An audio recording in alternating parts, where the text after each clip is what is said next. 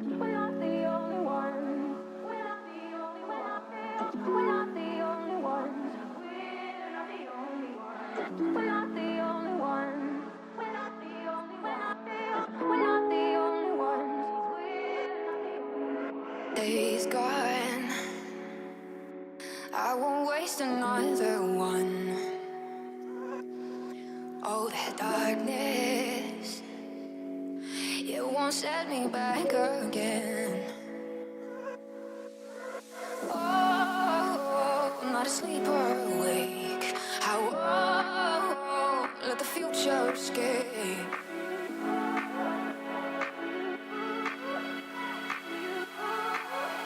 Take me back to you.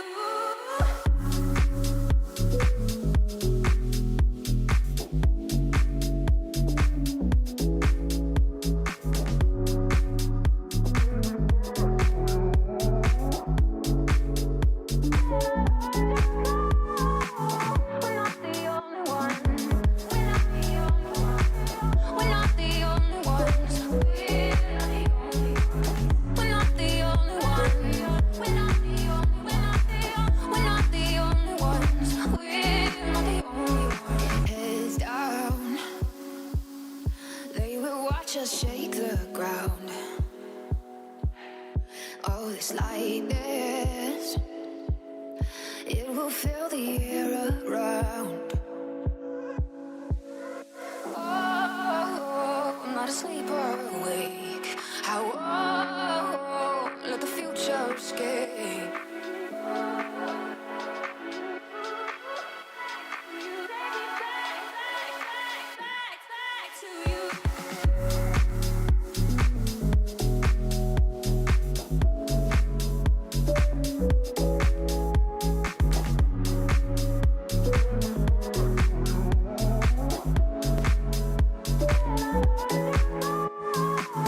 We're not the only ones. We're not the only ones.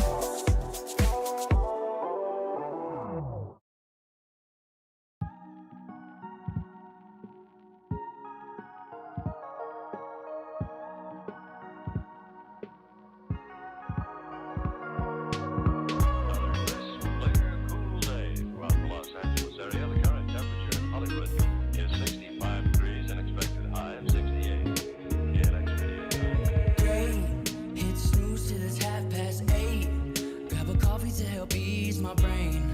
There's no time to play. Climb out the sheets, find the jeans from a previous day.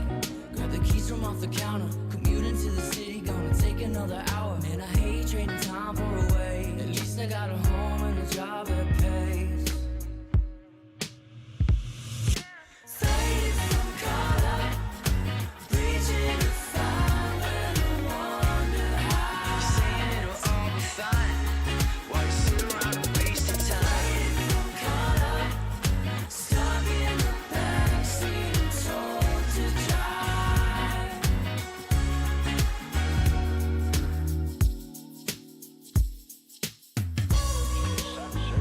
You look like a child.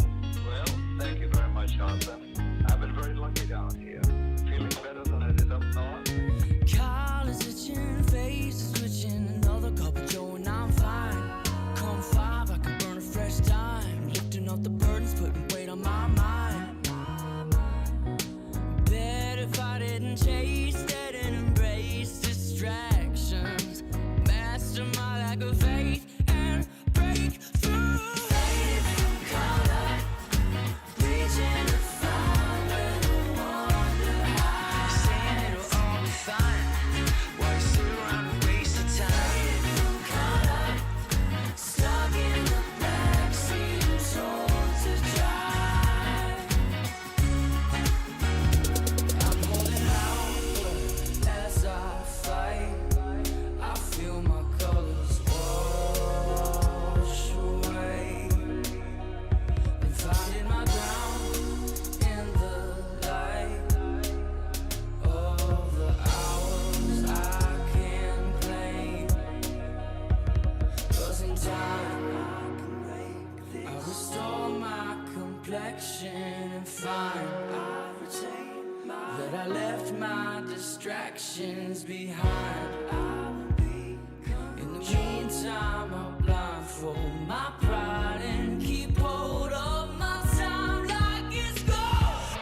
Faded from color, reaching to find when I wonder how. Saying it'll all be fine, while you sit around and waste your time. Faded from color, stuck in the backseat and told to drive.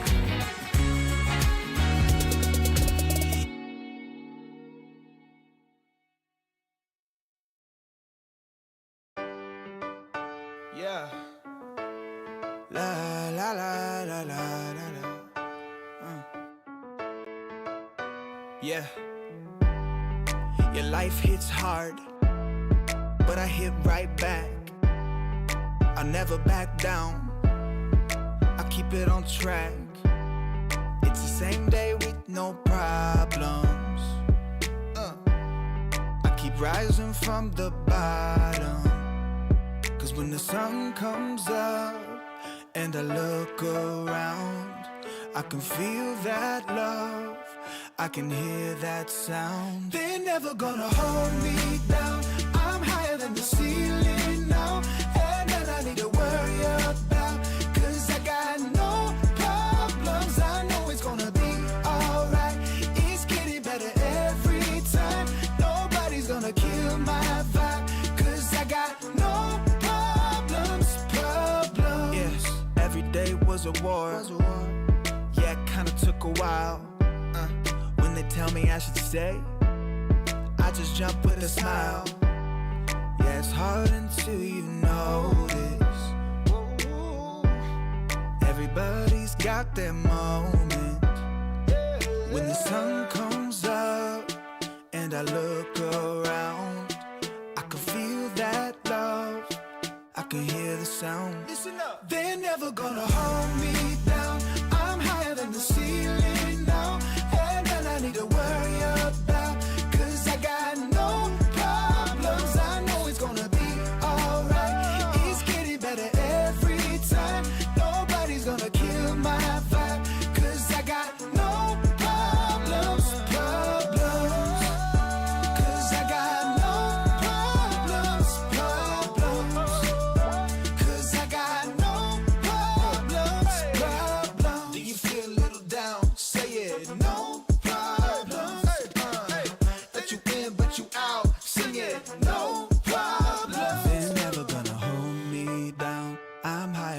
ceiling now. Have none I need to worry about, 'cause I got no problems. They're never gonna hold me down.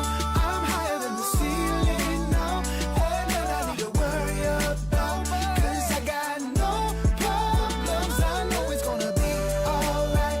It's getting better every time. Nobody's gonna kill my vibe, 'cause I got no problems.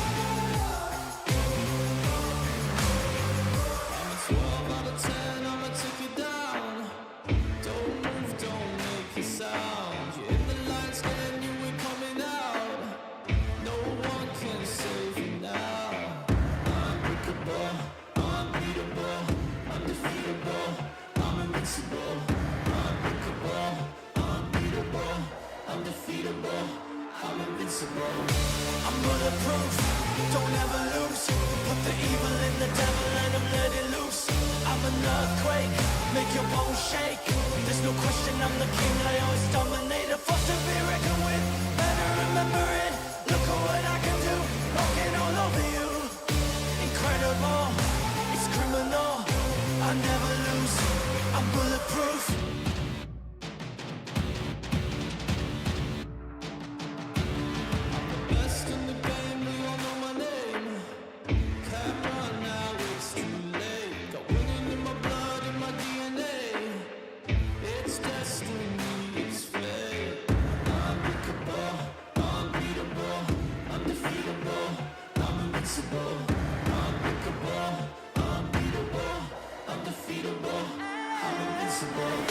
I'm bulletproof, don't ever lose. the evil and the devil, let him let it loose. I'm an earthquake, make your bones shake. There's no question I'm the king, I always dominate. A force to be reckoned with, better remember it. Look at what I can do, walking all over you.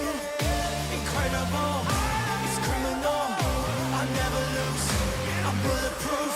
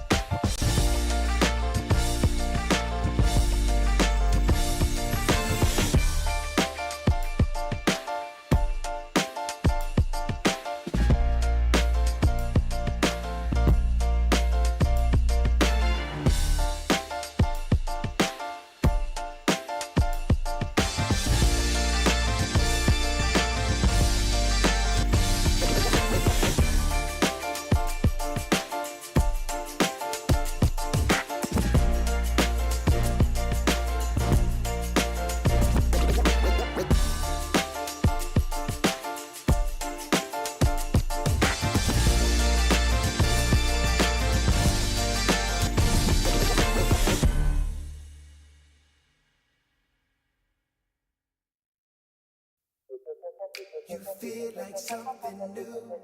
You feel like something. You feel like something new. You feel like something. Don't just stop it. Doing what you do. When I lay back, holding on to you. Ooh, ooh. Feel like something new.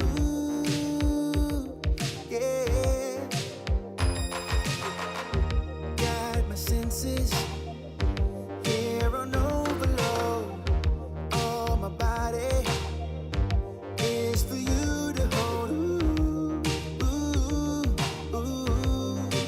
Feel like something new, yeah. And I never thought that you got me wanted. Never thought that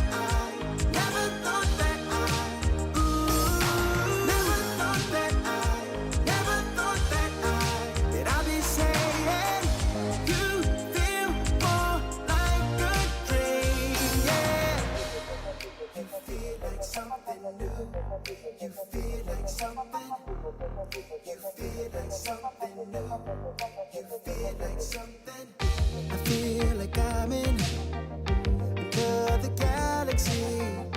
Take my time in your eternity. Ooh, ooh, ooh. Feel like something new.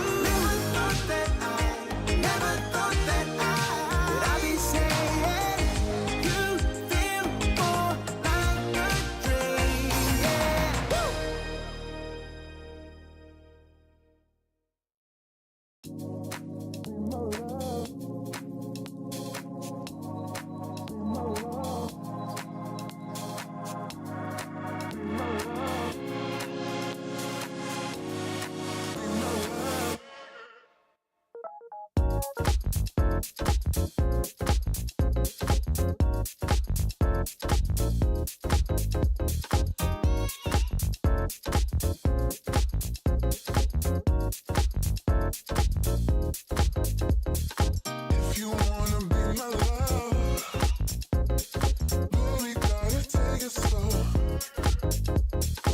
If you wanna be my love, I'll show you what you wanna know.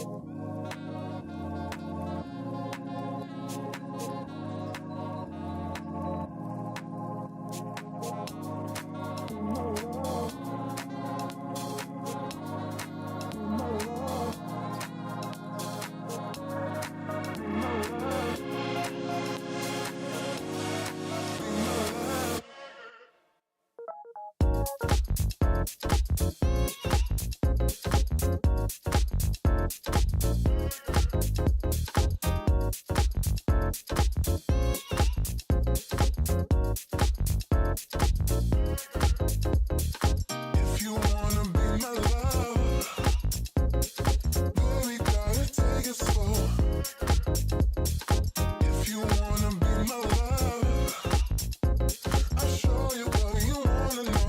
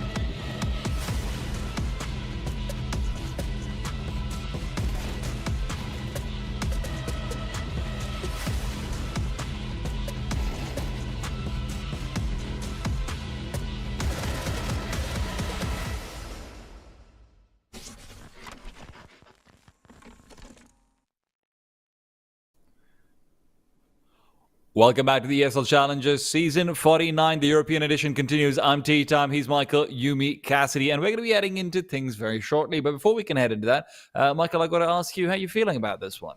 Yeah, feeling good. It's another time we get to cover the ESL Challenger League within Europe, and it's another time we get to tune into some Iberian Counter-Strike. I miss your face, though, Michael. I will say that. But what I do miss as well is always a format explanation. It's a bit difficult sometimes on the European side of ESL Challenger League, so I'll break it down for you guys. Remember, there are 2 group stages. Group stage 1, that's where we are right now. There's 4 groups. 6 teams in each group, round robin stage, and 4 teams will be going on into stage 2. From stage 2, we'll have high groups, mid groups, and within all of this, there's going to be a couple of teams going to the playoffs. That doesn't matter right now. All that matters is in the playoffs, we're trying to find the 10 best teams in the season. It's going to be a straightforward double elimination bracket. We still can qualify out for ESL Pro League, and that's going to be the name of the game for the entirety of season 49. Now, what are these teams playing for? Of course, the spot of Pro League, but they're also playing for a whole lot of money, Michael.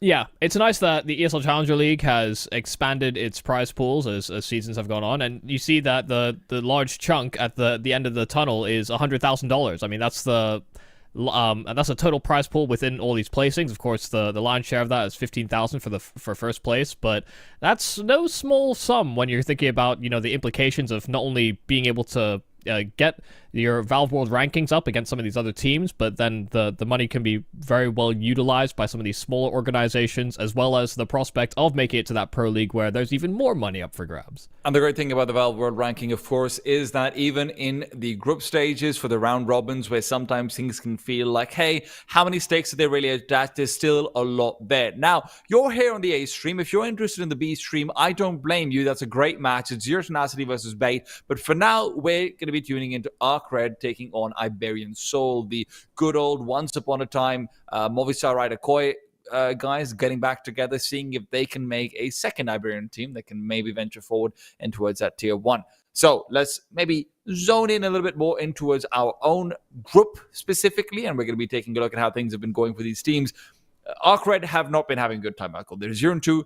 This is very much down in the doldrums. They barely scraped through to actually staying in Challenger League from last season, and it feels like this season it's put up or shut up.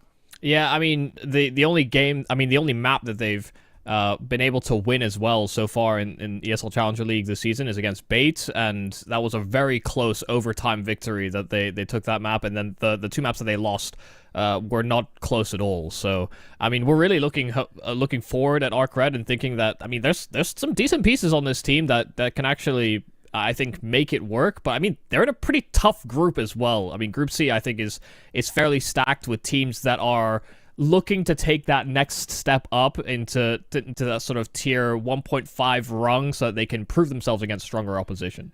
Of course, we're going to be focusing on one particular player for you guys. Our Kadia player of the match to keep an eye out for is going to be Sorsol. He had a fantastic series last week around when we were able to catch him. Really a resurgence amongst his older players. Not, I'll be honest, the player I thought I would be watching out for when you head into this Iberian Soul team. I'm thinking of your Alexes, your Stadodos, players who maybe have been more recently a point of conversation. But Sorsol has been quietly stepping up his form more and more.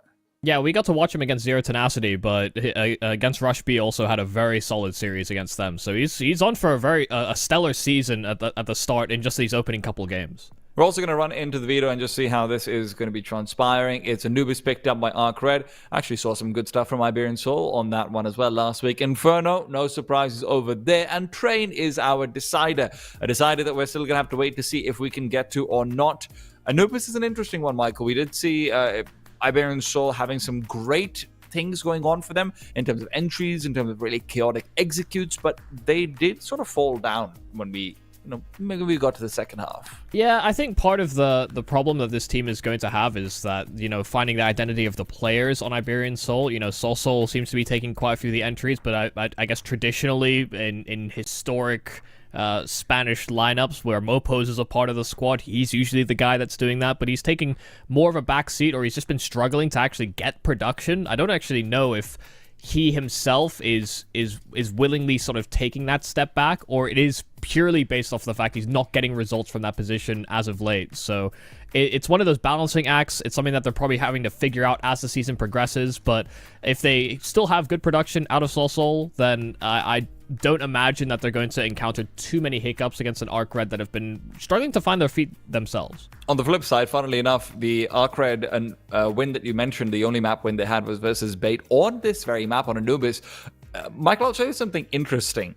The overall KD differential for ARCRED in that game across all 5 players, it wasn't great. It was -5 in a series that they won. On the other hand, Bait had a +4 overall, so you can see they were definitely having struggles over there as well. They had a couple of really good cleanup rounds. They were able to, force Bait into saving very often, but that's not to say that, things couldn't have gone awry very, very quickly. Ryujin had some big moments and whatnot. And I think the problem for me is that Invisible is really struggling. And that becomes even more of an issue if that's going to be a trend because, well, first and foremost, he is your IGL. I'm not expecting him to be stepping up too massively. But just looking over the numbers, and I'm not going to pretend to have watched too much of ARCRED, but just looking over the numbers, Invisible has a ridiculously high opening kill attempt rate on this team. It's almost 30%. So if he's going to be having a tough time, if he's going to be going down a fair bit, if he's not going to be able to get his frags, IGL or not, you're almost always going to be in a 5 versus 4. Yeah, I mean, it's one of the arguments that people have with when they talk about, you know, these tier 1 teams and the expectations being set high. When we're looking at in-game leaders, we're often, I guess, very critical of them if they're trying to make the entry role work. I guess when it's in a tier 1 rung, it's even more punishing than it is at the level that ARCRED are currently competing at. And it's one of those positions where you think, well, if he's in that spot and he's struggling to get production on the entries, should he be entering? And is there no better body that can do it? You know, that I don't think you can get away with being a non-fragging in-game leader at this rung of Counter-Strike just yet. You know, when they level up, when they play against, you know, even the likes of like a Spirit Academy, you know, these teams that are kind of on the precipice of breaking through or have these talents that are probably going to get poached at some point or another. If you're struggling against teams that are outside of that conversation, then it does kind of beg the question whether you can, I guess, take that next step up or not, or is that going to be a massive limiting factor for you as a roster? And on the other side, for Iberian Soul, obviously, you know, you contrast that with Alex, and I don't think Alex has had any problems at all in the fragging department on this level in particular. Or if he does, it feels very much like it's a general standstill. It's not like, hey, you're missing shots. It's not like, hey, you're just, you know, maybe being flashed up, being caught out too often. Alex can be a very clear litmus test of how the team is doing overall. And maybe Mopos is a bit like that too.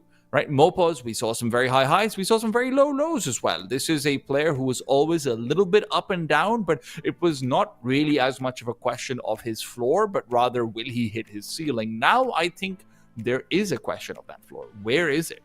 I think Mopos has just kind of continuously been nerfed as well with the maps that have been changing. You know, I seem to remember, you know, good maps on Overpass from Mopos. I remember good maps on Vertigo from him as well. You know, I feel like he was very much a specialist in the way that he would approach certain segments of those maps. And I don't know that he has that same, I guess, je ne sais quoi on the current map pool. You know, I don't think he can be as tricky about the way that he approaches on different positions. He was a very explosive player, but he's not sort of a headstrong, like knuckle-fisted entry guy. He's always been a bit more nefarious in the way that he tries to take those types of fights, and maybe the map pool currently just isn't conducive to his style of entering. Of course, that's not to say that there aren't other players to keep an eye out for on Iberian Soul. Stododo just wasn't really there for last week's series, and you know, he had his moments, whatever, it's fine, he didn't have terrible numbers, but when I think Stododo, I think, my god, this is the guy who, when I said, hey, he's a little bit shaky, I had Saw fans coming in hordes telling me about, hey, remember about how he absolutely destroyed Zewu that one time? And, you know, we made light of it at the time, being like, oh, whatever, but that was a player, right? That was a ceiling. I feel like he's moved into a new apartment building or something. This doesn't have that many stories on it. In fact, it's really just him and not doing that well. Yeah, no, I mean, Stododo is someone that has always gone through peaks and troughs in his career, and we're just hoping that he can find new peaks with the Iberian Soul. After a lot of yapping, we find ourselves in our first map in the series, ARCRED versus Iberian Soul, on the map selection of ARCRED, which will put them on CT side. Of course, it is Anubis, so we'll see whether the Iberian Soul squad can usher up a strong attack, as that's the favored side on this map. Still a continuation of an incredibly unfortunate acronym for Iberian Soul. Jekka, the newest addition for ARCRED, is going to be put to the test with these dualies.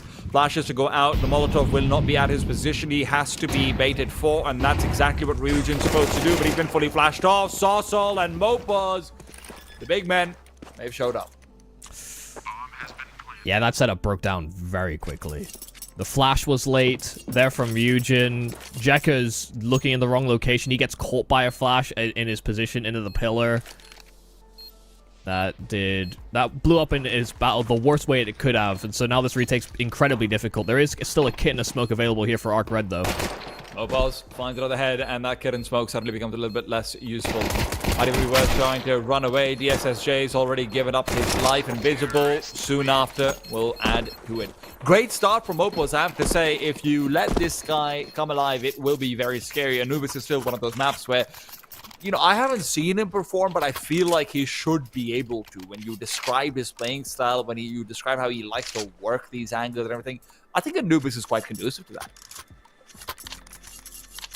Yeah, it kind of just depends which part of the map you're given, right? If it's going to be A main, I think it's maybe a little bit more limiting. It is more of a straight up 1 versus 1 fight, but I feel like that is actually fairly aim dependent.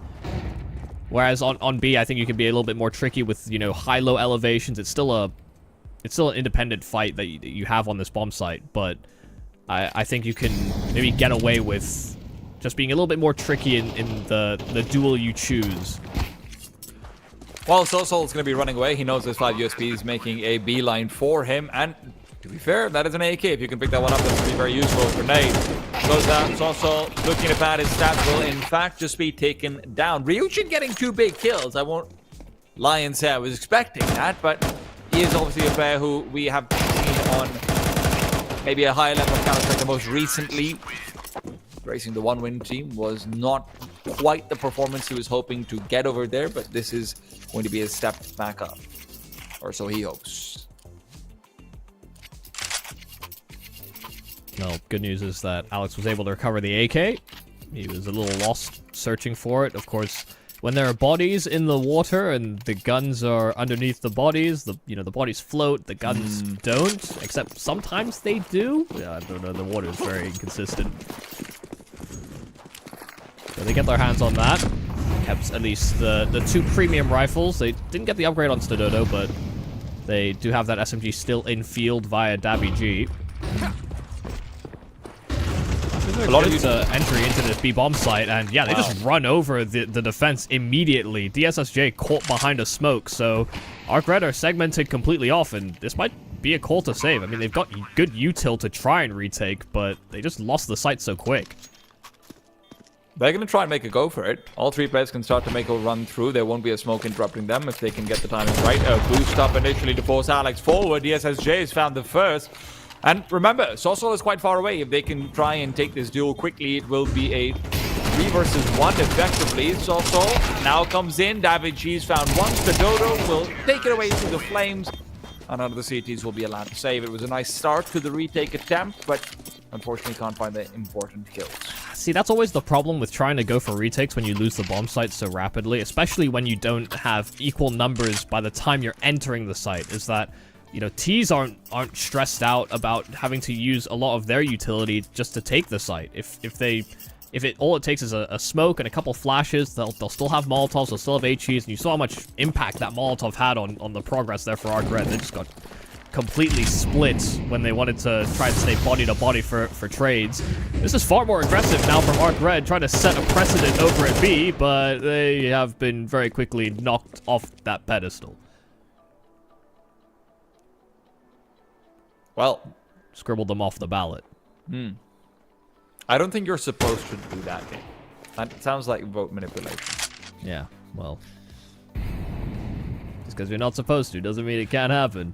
Democracy dies in the hands of Michael. Yeah, don't leave me in charge of your elections. I'd prefer that probably, but enough about it.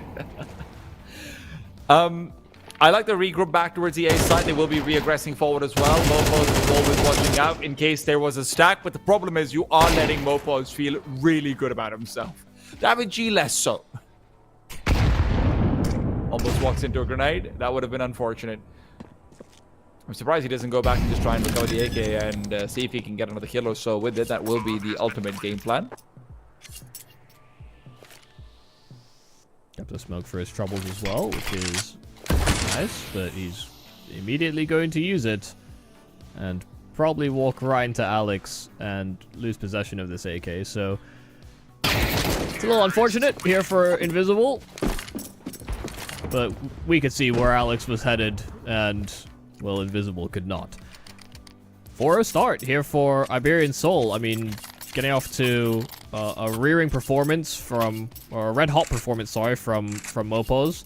From 4 kills in the pistol to then sort of cleaning up on these lower buy rounds, but just making sure ARCRED don't feel like they can actually take space freely against any of these players is already a very promising sign for Iberian Soul when we were talking about all these, you know, caveats to their game, whether it's on the individual level or, you know, trying to bring back a Spanish roster to the forefront of Counter-Strike. They're looking good right now. I'll have you know, they're Iberian, not Spanish. They've also got a Portuguese player. Spanish players. I mean, I said a Spanish team. It's majority. I mean, there's 4 of them. Stododo is severely outnumbered. But yes, they are Iberian. DSSJ started off in middle with the AWP, starts to come back over towards the A site. Wondering if that will end up being a trend. Early smoke popped out from Cheka. That's not the greatest of starts to things. ADR 0 is, I mean, you know, it's not a good number to be on. Flying down middle. Ryujin perfectly placed. Alex continued to push forward. SAG will be able to take him down, and now suddenly Jekka feels a bit more comfortable. The re-smoke will be countered out by a Molotov. They push through the smoke. Jekka is down. Doesn't get anything done at all. And now Sosol recovers his AK. Is he ready for DSSJ? No, he's not. Stododo takes it down. DSSJ reveals. Invisible to the smoke will go right to the grave. As DSSJ and Ryujin are going to be putting their heads together. It's another retake attempt that might not be recommended, but they feel like they have to go for it. Necessity compels them to move forward. A good shot down, but DSSJ needs 2 more of those. 1 more. This is the second follow-up, and now suddenly the USB, his only friend, will be forced to turn away. Nopa's given time to re-navigate. He's a player you want in this situation. 10-1 so far, and 11 is beckoning. If the SSJ drops down over here, it will be guaranteed. It's just such a bad position for the AWP, and Mopos is running circles around him. Forced to save on either side. Yeah, perfect positional play there for Mopos. And he'll be A-okay with this AWP, as will DSSJ. And a nice attempt, honestly, from DSSJ. I mean, he hit some crucial shots. He was kind of spamming quite significantly with that AWP, which did leave him in a very compromising spot, but can hardly blame him with how many bodies he was offered up and just small slithers of players.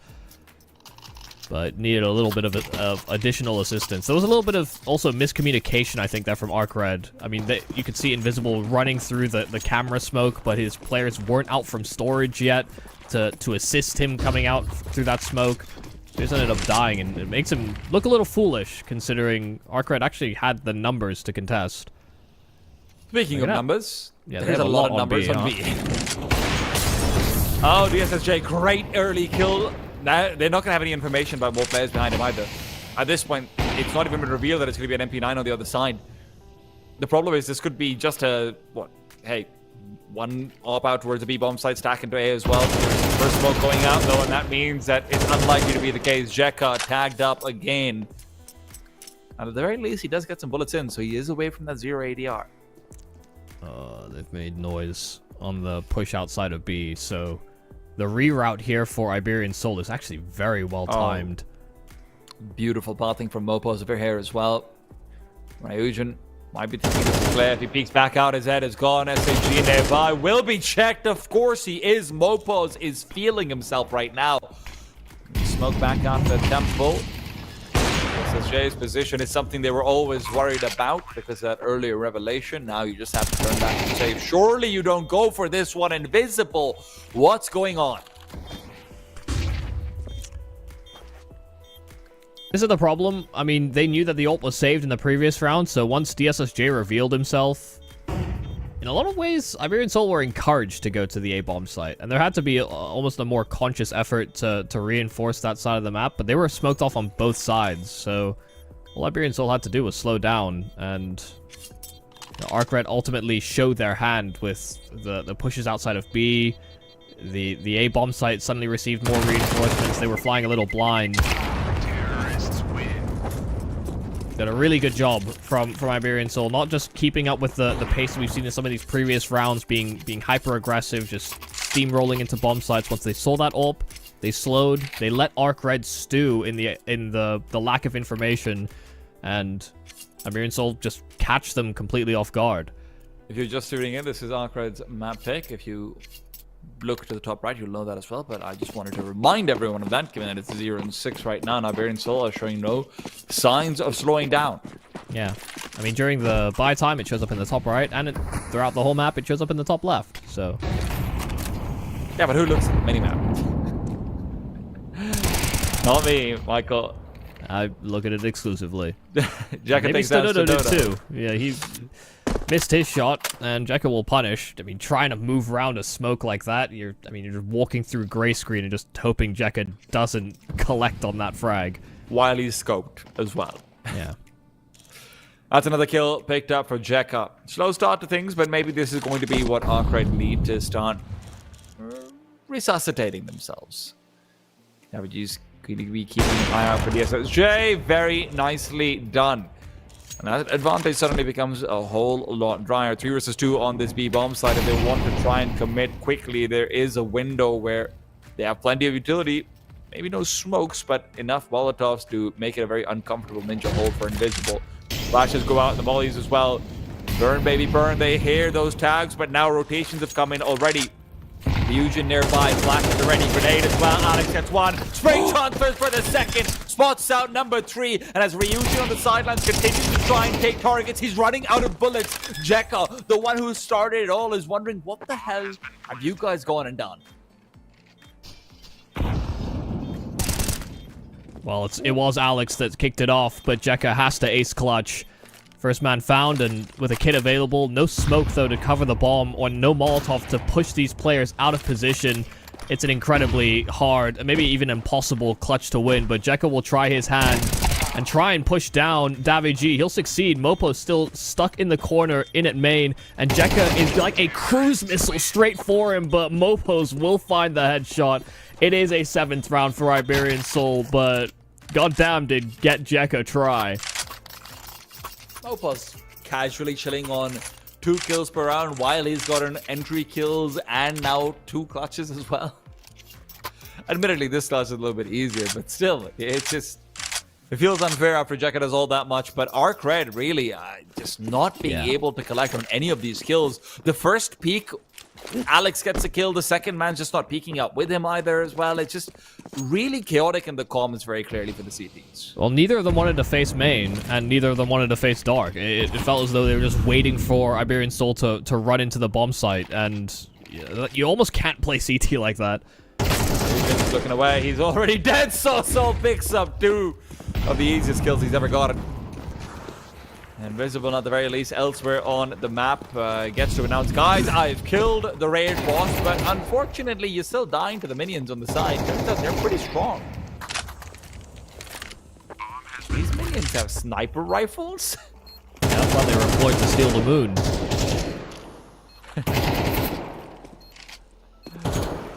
And all of hope for coming back in this round, and to be honest, I'd be surprised if we didn't get a timeout after this round. This is now a 2nd round in a row where it feels as though ARCRED are just not clued into possible timings. They're not prepared to fight with each other. I mean, I say the 2nd round in a row. You know, there's been a few rounds where I think there's been evidence to support that, and I think they might just need a few seconds to breathe and talk things through. You expect to have issues on the CT side. I think many teams do, but maybe not as many issues as this.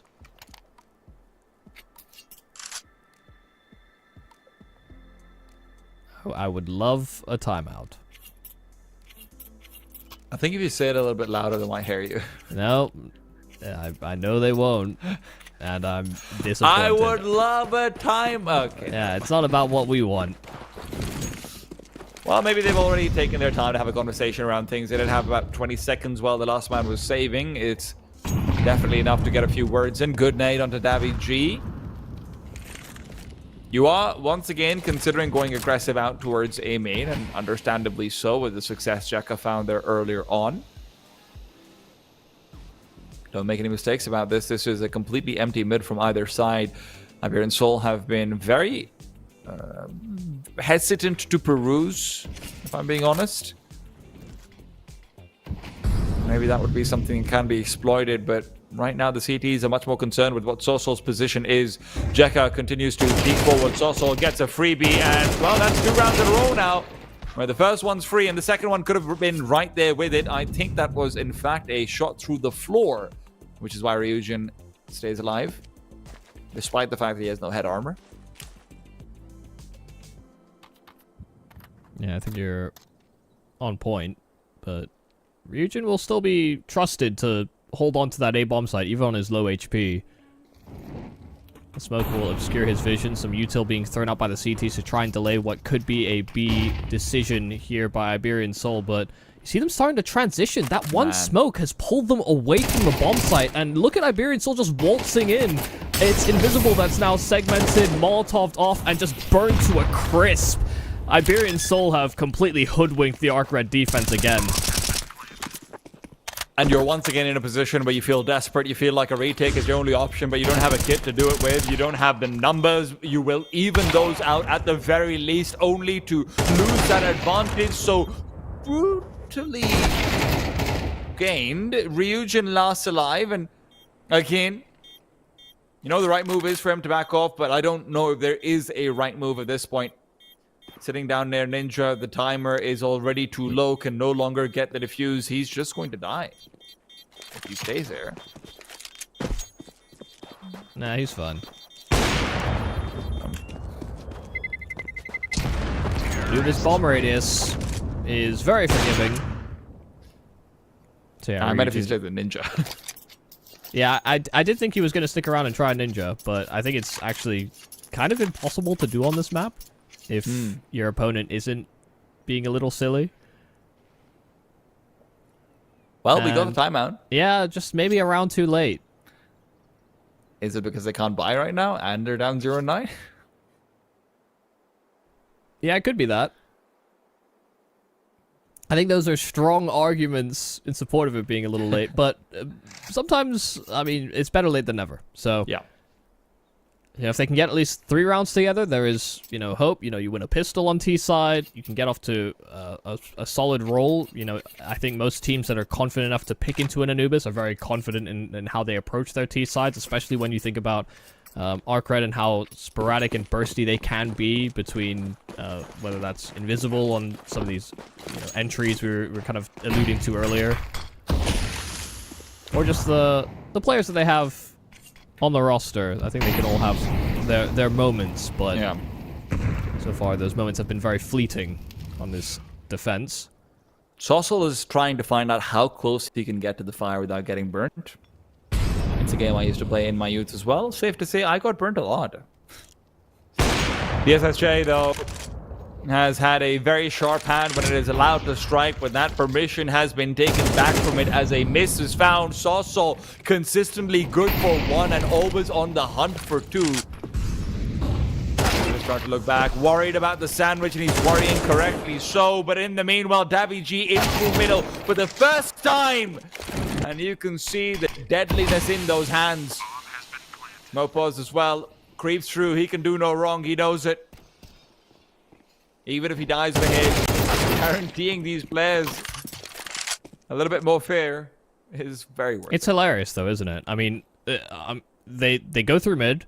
You know, Sol is basically alone in his fights towards A main. He kills one, he spots info on 2 more players going through the canals. So Iberian Soul know that they can basically full steam ahead, charge into that A side. All they have to worry about is that heaven rotate. And even when ARCRED lose the bomb site, 2 players still on B, they smoke B main. They know that A bomb site is the target. It has been taken. They smoke B main because they know Mopos is most likely just hanging around because he's not been dislodged. They can't do anything to really touch him off that position. So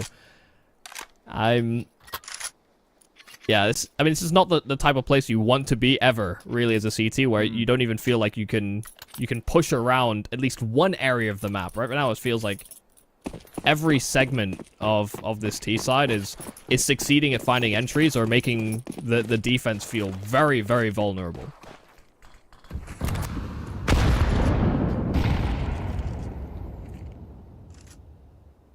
And we haven't really seen aggressive attempts from ARCRED on this defense. You know, so many teams will try and get aggressive out A main. I mean, ARCRED have maybe postured up to be in those positions, but when they've done that, the actual aggressive side of it hasn't actually taken place, really. Tried some mid-round aggression, and that's been trumped, so... a lot going wrong. Right now, it's just a straight execute. This has worked before, it will not this time over, at least in the initial duel. Ryujin also gets a lot of space to try and play out behind the smoke. Will be looking for a little bit more as Alex is just trying to hold on to the pillar. Sossel has found 2 massive frags, but doesn't know. Jack is nearby. He thought he had overwatched, but instead it's an oversight. Still, keep an eye out for Mopos. Always a menace. The problem, the bomb. It's on the ground. Stododo, the only player who's nearby enough to try and go get it, but if he goes taken down a bit here, shadow spotted, doesn't matter. Now suddenly SAG's position given up. Stododo will be able to spot him out as well. It's all about who manages that one shot. Missing it out right now. Lots of time to try and get behind the pillar, but not lots of time to recover the bomb. First round on the board for ARCRED. Yeah, and a lot of that did just come down to them being able to flood out into that A bomb site through the... You know, they deploy a smoke themselves on that CT side to dispel the bricks Molotov, but then also provide a little bit of coverage as they come out through camera, and it worked wonders. Even if they were losing out on those initial entries, you could see Iberian still kind of dropping their guard, even though their progress into A was somewhat staggered. It didn't seem to deter them, or even... They didn't even really consider rerouting, just because they've had so much success bringing rounds like that back. So, a little bit of a sign of life there from ARCRED, but you're not always going to have 4 in the right bomb site. Oh my goodness, this could be disastrous. Davigi. Wait with the smoke to clear. Invisible reveals his position. Davigi knows that there's a player now at the pillar. He's even thinking about pushing forward. No, waits for the smoke to finish up, and that is waiting too long. Really not an advantageous duel at all for him. But he felt like he could take it. Jay in the meanwhile, easiest shot of his life. And it's a 5v3. Yeah, Iberian Soul won't know where to go. Lose dart control. Lose a main. Wouldn't want to really filter into that AWP, so we're looking to reacquire this connector.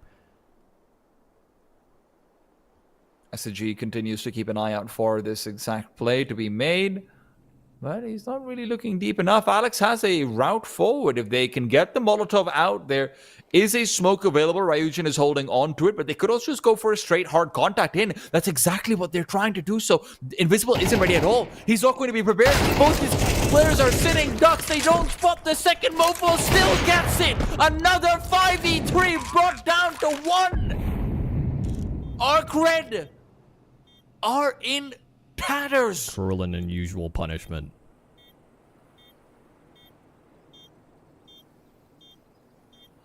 He's 45 seconds of the bomb. DSSJ knows there is nothing he can do. Options that were open, but they are now all sitting on the sidelines. It's penny stocks. They're hitting the market, and it's not going too well. 11-1. We head to a break. We see whether the stocks for ARCRED can rise once again after it.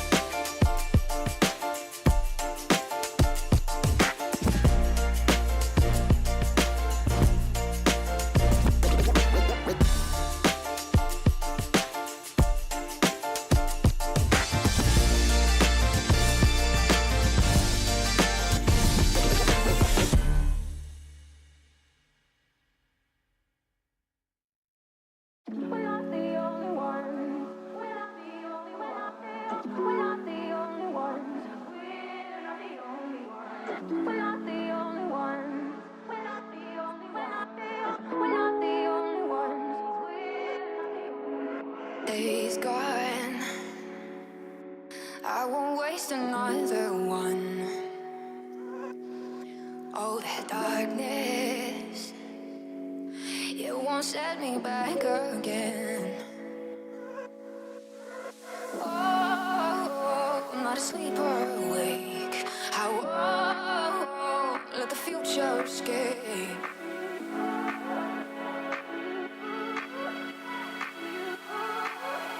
Take me back to you.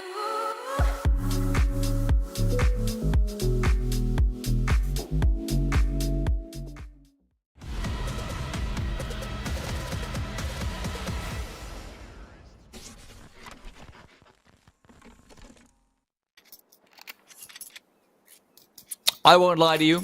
It's difficult days if you're an ARCRED fan, but at the very least, it might be short days. Welcome back to ESL Challenger League Season 49. Iberian Soul have been dominating their opponent's map pick, and right now they're 2 rounds away from closing. Yeah, this pistol obviously means a lot to ARCRED. They need to try and save some face, maybe get off to a nice T-side themselves, but we've seen some worrying signs from them throughout this map so far. Good pistol composition for them. They take that B bomb site. They have 2 players still inside of middle, so they're actually able to cut off the rotate, and they evacuate from B. So this is a little unusual, a little awkward. Soul's now tested with his dualies, and he gets run over by the complete pilgrimage of the ARCRED players straight into the A bomb site. It does seem as though Iberian Soul have been suitably spun out, completely confused.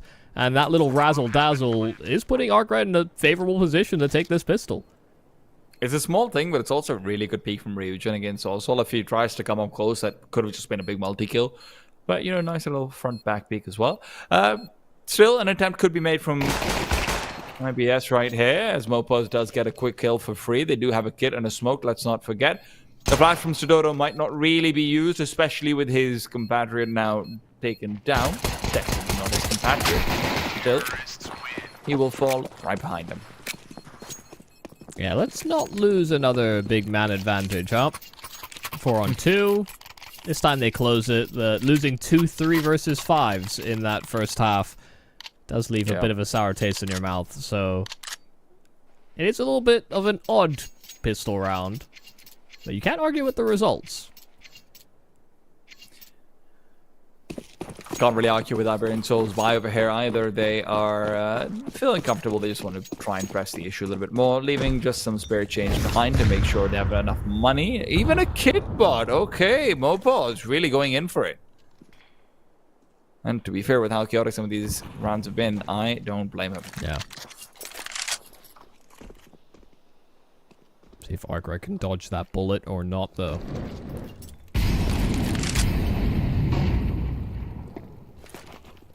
Double Molotov out to try and take control over mid. That's something that was largely neglected from the T side before. DSSJ has walked into a stack, though. And the problem is, there's a bit of a stack on the B-bomb side as well. 2 players might not seem like much, but when you've only got 2 of your own coming in from dark, there really isn't anything you can do here. Re-smoke up from the CTs as well, and there are now, that's as stacky as it gets, actually, funnily enough. ARCRED might just pull the same move that Iberian Soul did. When they were sectioned off from connector, they sort of probed into that A bomb site and then just re-attacked through dark towards that B bomb site. But the bomb is also making the migration to link up with those A players. Mopos also has a smoke, and there's 35 seconds. Yeah, there's also 3 on A, so it's not like Iberian Soul haven't read this. Alex is ready with the MP9. Has come close by, spots out the shadows. First kill is easy. Is there more to come? Yes, there is. Davi G traded, but are they ready for Soul? Well, turns out it doesn't matter. Turning back towards the B-bomb side, there is going to be enough time to make their way forward, and Ryujin's position is key. Yeah, they're going to realize, and they're going to stay coupled together, but no, Mopo starts relocating back through spawn, and so Sudodo is caught, and so the bomb can get planted. I'm surprised. I thought they were going to guarantee a trade, reacquiring space into through Temple, but it's back into a 2-on-2, but don't forget, Mopo still does have that kit. Ryujin pushing forward, 5-7 at the ready. This could be a green kill as he was already low. SAG, though, if he can just get this 1 kill, spots out the kit dropped as well. That means the Soul has to be in hot pursuit. SAG could really just run away, but he's worried about the second player coming in from CT instead. It's going to be an anti-force by loss as ARCRED just can't get it done. Yeah, and what a difference having this kit actually does make. Once again, a little bit of confusion thrown into the camp of Iberian Soul. These late rotates that ARCRED are doing are making it a little uncomfortable in even just the opening segments of this half. But they haven't had the stopping power. They haven't had the star power to match up to Iberian Soul, and that's what Soul and Mopos have been providing in spades. Whether it's been entries, whether it's been clutches, both of them have provided on those fronts.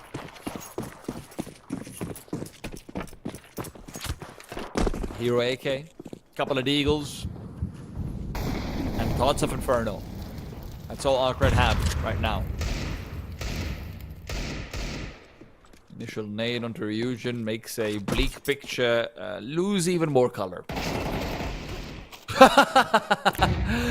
Must kill fan from Invisible as SAG will be doubling that one up. Maybe the picture isn't quite as bleak. If you're not looking at the round. Yeah, Mopos probably deserve that, so... Certainly one way to lose the bomb site. Quick tap, ARCRED.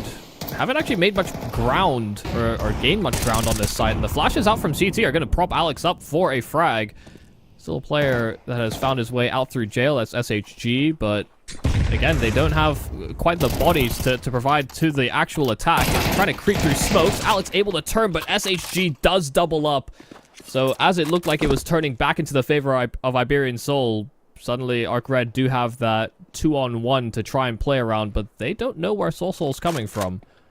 They are hyper, paranoid about every angle, clearing everything, a flash through spawn, and that'll be Soul's cue to try and find this isolated fight. In fact, he'll overwhelm Jekka, and SHG doesn't really have the health to trade, but he's given Noise, relocating to the back of the bomb site, and Soul was clued in, but a critical headshot hit by SHG. That's a 4K. That's some of that star power, that stopping power that ARCRED have not had in intros this game, but it rears its head for a third round.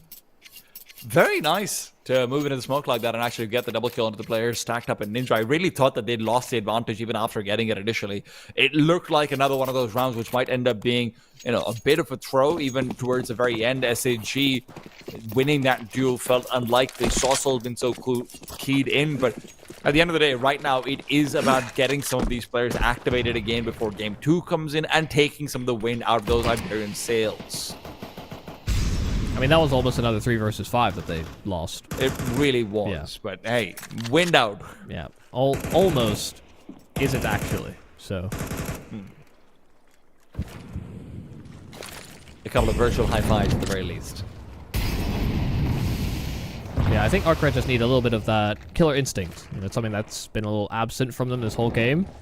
Get to the 3 versus 5 like that with smokes down, there's util on the bomb site. The longer you wait, the more likely you're going to encounter resistance.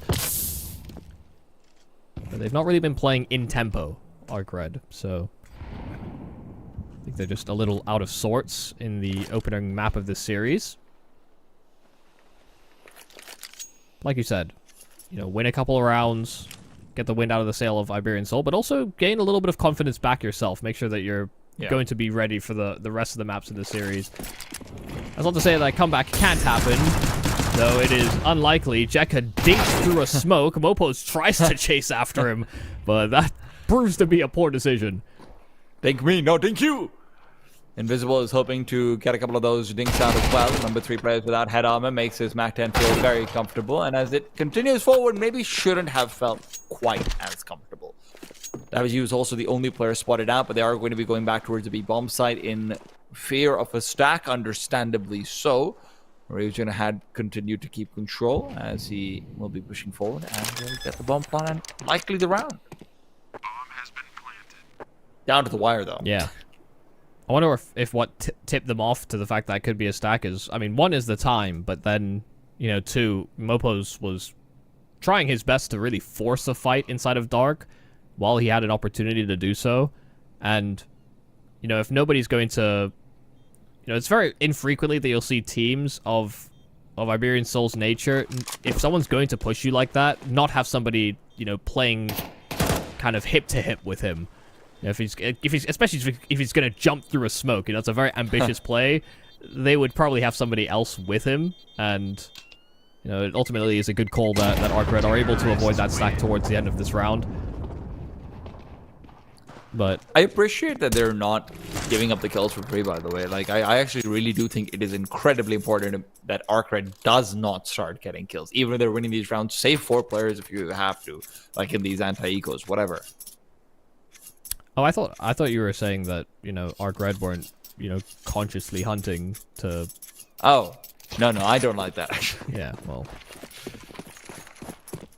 I'm going to usher a bit of indifference. I don't really... You know, they can make that choice if they want to. ARCRED can't afford to lose any rounds, so whatever choice they make is theirs to stew on.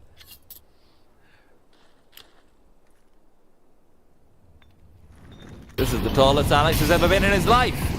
And he's hoping that this tall order can also be dealt with. Unfortunately, it really is just a quick death for Davy G. Flashbang out, not where it needs to be. And the CTs do have a hidden element. It's Dodo, but will he be given time? Alex has already been taken down. And while Lopez has got his knife out, getting some style in. Talk about winning the sales. That's going to be adding a gust out there. Sawsall as well, given some time to start making his way over. Doesn't check his wing.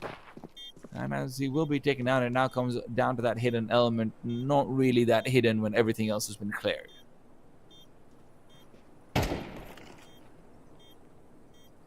Well, now I'm not sure if he thinks he's been spotted or not. They're making a lot of noise. Yeah, they're making way too much noise for them to think he's spotted. So, oh my God. There's some good damage out from Stododo. And some extra money in the pocket of Mopos. They can get a full buy into this following round. Orp out for Stododo if they so choose. It's, yeah, you know. I can't believe how much of a rat Mopos played that position just to get himself a knife kill. But, hey, that affords them that AWP for the, you know, first, I guess, fully funded gun round. It's called strategy. Look it up. No, I mean, to be honest, I like it. It's just, it is a ratty play. I wouldn't say I wouldn't do it. Well, let's see whether the plague is going to be coming through or not in this round. ARCRED quietly picking themselves up back to 5. Now, listen, if you win over here, another anti-eco, this and that, you're not really in the conversation yet, but at least you can make, you know, maybe some bickering happen. Oh my God, why are we losing these rounds? Right? Like, that's your goal right now. And maybe your goal can be leveled up. But for now, it is a bit more laissez-faire.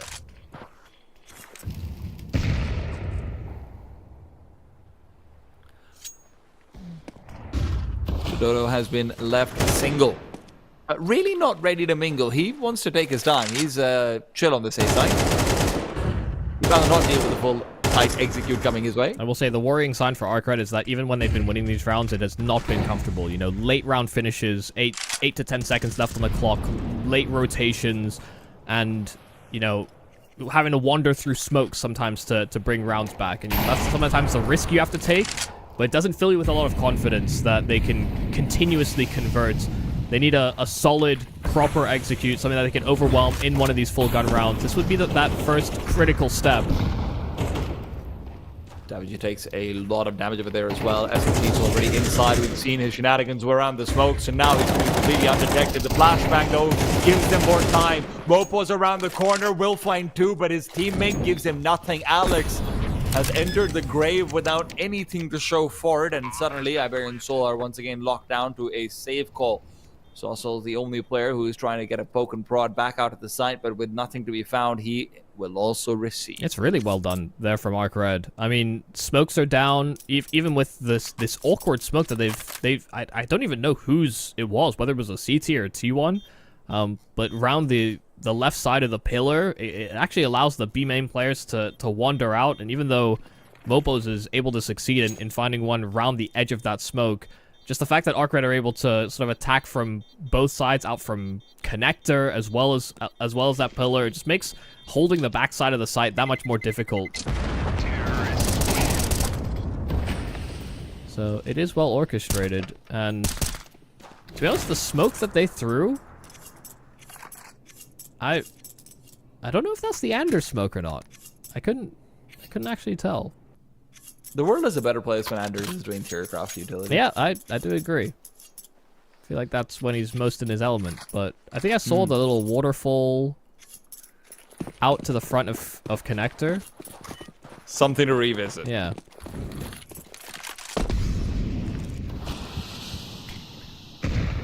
Dodo with a good spawn, gets a quick cross. DSSJ will not be ready for it, but the smoke will still be giving him safety.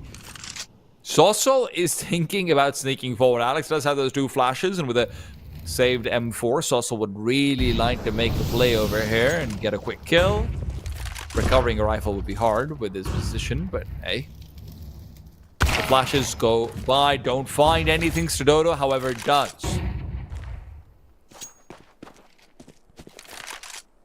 Also, I think DSSJ has been doing a great job on this AWP. You know, he only has 8 kills, but he's been doing a lot to sort of segment the map. But he's not been putting himself in, I guess, aggressive positions very frequently. Region should be run up. 2 players over here. They do want to pursue. Mopo's around the corner, gets 1, but it will not be 2. Alex, considering the drop down, will only drop down to his death. Sossol, a chance, but not one used. It's not the easiest shot in the world to actually get. And as the wallbang attempts are missed, Sossol still can't chase down the SSJ. Turns the corner, looks for more, but SAG has been truly the unstoppable force on this T side. Yeah, and now alarms do start to get raised here if you're Iberian Soul. I mean, especially if you lose this gun round. You know, ARCRED have been put through enough tests now to see that they are, I guess, turning the corner in this map. And I think they do really have this sort of fear factor when there are weird smokes, when there's large open segments, especially if they don't have a large amount of resources between their site players. They're really struggling to, I guess, find timings to strike and catch ARCRED off guard. This was a round where they had full A main control as well as, you know, deep canals control because of early util that the CTs threw. It's also got a lot of information, and still it wasn't enough to actually get more reinforcements on B or find them picks. This time it'll be Mopos that is able to strike. Him able to find a kill through stairs, and Stododo as well cutting one down through mid. So once again, that Orpa Stododo will sing in holding onto this mid control. ARCRED have to be able to fight back in a 3 versus 5. First time they've been down a man in one of these rounds before they've breached a bomb site. And right when we started making that conversation that, hey, if they win this round, they're really back in it, might be slightly deflating. It has to be a great kill from SSG. You have no option. You cannot use utility. You cannot try and peek out. Instead, he moves forward, tries to be the bait and switch, but by the time the switch comes in, ARCRED have already been turned off. 1 versus 3 for DSSJ, typically praised for his AWP. Right now might be punished on this AK. 1 player's all that Iberian Soul needed to finish things off. They do take out their opponent's map pick. ARCRED will be forfeiting this one. Yeah, I mean, a 13-7 victory there for Iberian Soul, and let's, you know, as we got further and further through that map, it was clear that ARCRED were starting to wake up in the map, but we can't ignore the fact that in that first half, they were near absent. A lot of advantages get lost. A lot of just sort of lack of team play, really. You know, it felt like they were going through the motions and weren't actually communicating their intentions when they were in the positions. You know, they weren't talking about their timings. They weren't talking about who was holding what, who's blind, what are we doing in this situation, who's running through a smoke. There was a lot. It seemed like there was a communication absence there from ARCRED towards the start of this game, but things did start to clear up, which does, I guess, leave us with a bit of hope, I guess, moving into the second map in the series in Inferno. Even if that is a selection of Iberian Soul, I would expect that ARCRED will be able to recover some form. Well, let's find out. We're going to be off to a quick break, and when we're back, it will be Inferno, the map pick of Iberian Soul.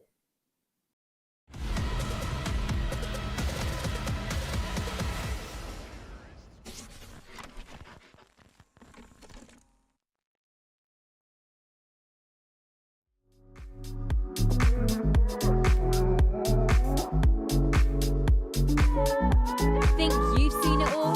With With FACEIT Watch's Point of View Selector, you can experience the game from any pro's perspective. Use the multi-view feature and customize the stream with up to 4 angles. Control what points you see while earning rewards. Drops are activated and lucky winners will receive FACEIT points.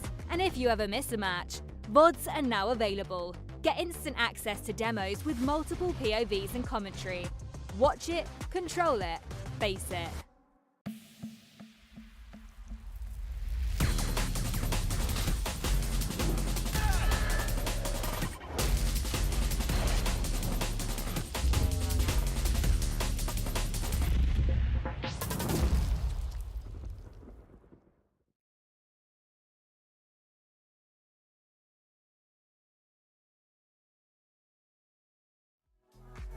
We're not the only ones. We're not the only ones. We're not the only ones. We're not the only. We're not the only ones. We're not the only ones. Heads down. They will watch us shake the ground. Oh, this lightness, it will fill the air around. Not asleep or awake. I won't let the future escape.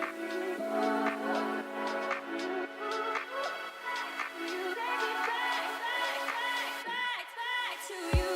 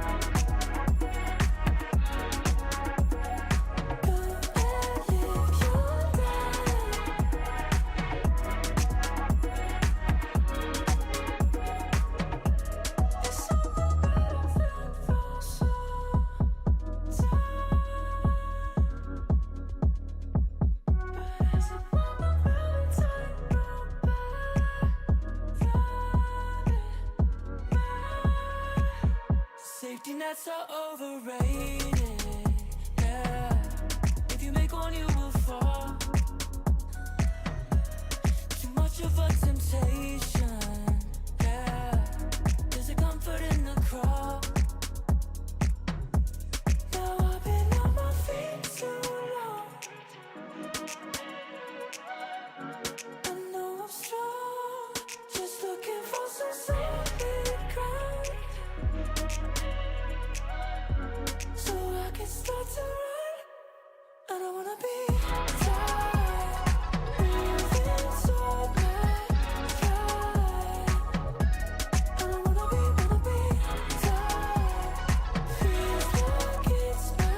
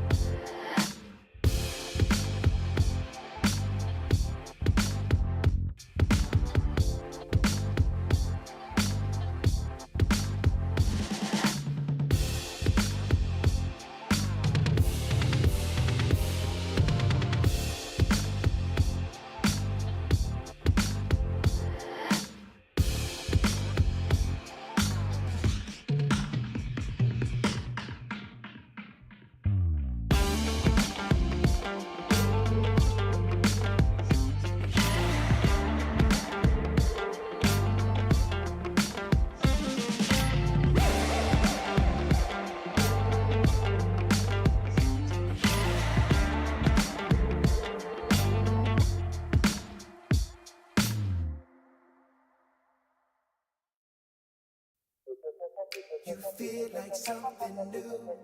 You feel like something. You feel like something new. You feel like something. Don't just stop it. Doing what you do. When I lay back, holding on to you. Ooh, ooh, feel like something new. Yeah. Got my senses here on overload. All my body is for you to hold. Ooh, ooh, ooh, feel like something new. Yeah. And I never thought that you got me wanting. Never thought that never thought that never thought that that I'd be saying you feel more like a dream. Yeah. You feel like something new. You feel like something. You feel like something new. You feel like something. I feel like I'm in another galaxy. Take my time in your eternity. Ooh, ooh, ooh, feel like something new. Yeah. And I never thought that got me wanting. Never thought that never thought that never thought that I'd be saying you feel more like a dream. Yeah. Feel like something. Feel like something. You feel like something. Feel like something. Feel like something. Feel like something. You feel like something.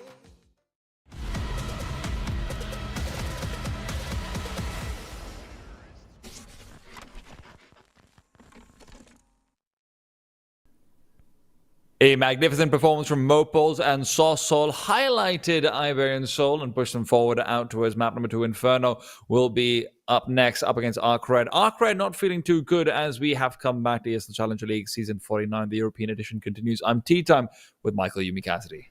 Yeah, Group C is a pretty tough group, and ARCRED are discovering that pretty quickly. I mean, the first 2 games of the season have not gone well for them. Now this third one against Iberian Soul, starting off on a pretty rocky front. And for them, they just didn't come in with the same level of focus, same level of sort of killer instinct, a little lazy, I think, maybe, in the way that they were approaching the early segments of that map. And so with the signs of life we saw in that second half, I am hopeful that they can offer us up a better game here on Inferno, even if that is a selection of Iberian Soul. This is the type of map that, as much as you can practice it, you can still get caught out by some of the classic tricks that Inferno inherently has to it. So let's see whether ARCRED have them up their sleeve or not. Opus is hoping to continue that same form from the previous game. Did go into it absolutely guns blazing. SHG ended the game guns blazing, and he's the one to continue form. What a surprise. Not really. He really showed us what exactly he could do in a losing game where they are being absolutely stomped. Still ended up like 17-10, 17-11, something like it. Yeah. If they were winning rounds, it was because of SHG. This might be another one that we attribute to him. 2 kills to start off this pistol. Got away swiftly and didn't take a lick of damage all in the process. So with those 2 frags, he will be left to his own devices here on this B bomb site while ARCRED clear out middle. So SHG should anticipate what's coming. Just about keeping himself alive and waiting for this banana flank. It will be Sauce to be leading the charge. SHG reveals position if he gets taken down early on. Let's not forget these remaining 4 players will be slightly delayed to make their way over, Kit or not. Still, Sossol's taking the long way around. They do find the first kill, but there's 3 players already coming up Banana. You no longer have a smoke to try and stop it. It'll have to be a safer bomb plant if you can even find one. It's back of the pillar that they're going in for, and now as Ryujin makes his way over, he has been spotted out and does the same to Sudodo, who's being pressured at the back of the pillar, will not find any kills, and now suddenly everyone is zoned in or the one duel they want. Davi G left alone as his teammate will fall. Sossol elsewhere taken down. And although they get the bomb plot and 2 kills, it really isn't much success for Iberian Soul with this one. Yeah, I mean, really nicely handled. I mean, an aggressive B push at the start of the round with SHG, and then just able to keep himself alive, allow for that flank to take up proper position before Iberian Soul could actually feel comfortable in the plant. And by the time they do, they have basically nowhere to stand in the after plant. All they had was, you know, the ruins or church as an after plant position, the back of the bomb site, but they didn't have access to Banana, they didn't have access to CT. So it's really well managed from ARCRED, just containing Iberian Soul into that site, and makes the retake that much easier. Iberian Soul will not be taking any into the second round, though. They pull out with a couple of Tech 9s, well, just the one, a couple of Mac 10s, and 2 Galils. If you're thinking, well, this looks like an apartment pop, well, that's somewhat I'm thinking too, funnily enough. Then we're both about to be wrong, guys. Maybe more of a boilerplate in for brackets control. Still, those flashes will be necessary. Ryujin boosts it up. Jekko had his moments as well on the A side of Anubis, just was very rarely able to capitalize. As what, I think 2 of the 5 assist 3 that they lost were after Jekko got those initial kills on map number 1. It's invisible for now, though, who has been left completely on his lonesome. Flashbang catches him out. He's trying to run back. Will be able to do just that. And there's still plenty of util ready to fully execute. He got 0 info, though. So it could have been just that one solitary lurker. Yeah, and he has no stalling utility. So if they do for this execute, he has to try his best to thin the herd. Or just try and keep himself alive. And he will do what he can to opt for the first, but he simply can't. He gets fully flashed off, and so it's a full 5-on-5 retake. I mean, this should be a bomb plant down. This time there is access to Banana. This time there are more solid after plants that they can hold on to, and there isn't a whole lot of util available here for ARCRED to try and push these players on Iberian Soul out of their positions. Resmoke out towards CT as well. There's really no way to come through that unless Ryujin's one flash can be used for it. Jekko's maybe even hoping to blow open that nade, but before the fight comes to them, it goes away the other way. SG and Jekko respond. Mopo still huddled away, and he was hoping that David G could provide some assistance. Instead, it's none. What looked like a very difficult retake, instead, elementary. Oh my goodness. DSSJ jumped on the defuse, and he didn't have a kit. SHG and Jekka did, but ARCRED are able to get that defuse, and yeah, I think, you know, as well, you know, a smoke down CT, it's a fresh one at that, very difficult for ARCRED to run through. You know, there's players fighting towards construction, and I guess Coffin actually didn't really need to take that duel until ARCRED had actually committed outward. Based on the positions that Iberian Soul had, it was actually hard for them to trade off one another, given the forward positions. But yeah, ARCRED very quickly punished that mistake and are able to make great use of it. I mean, kept 4 alive after the fact. I was expecting more casualties if they were to break back in. Again, those promising signs coming out of Anubis seem to have had an effect. Into Inferno, some sharper shooting. Ryujin and DSSJ are once again going to be in a very similar position as before. This time, though, they will actually be contested.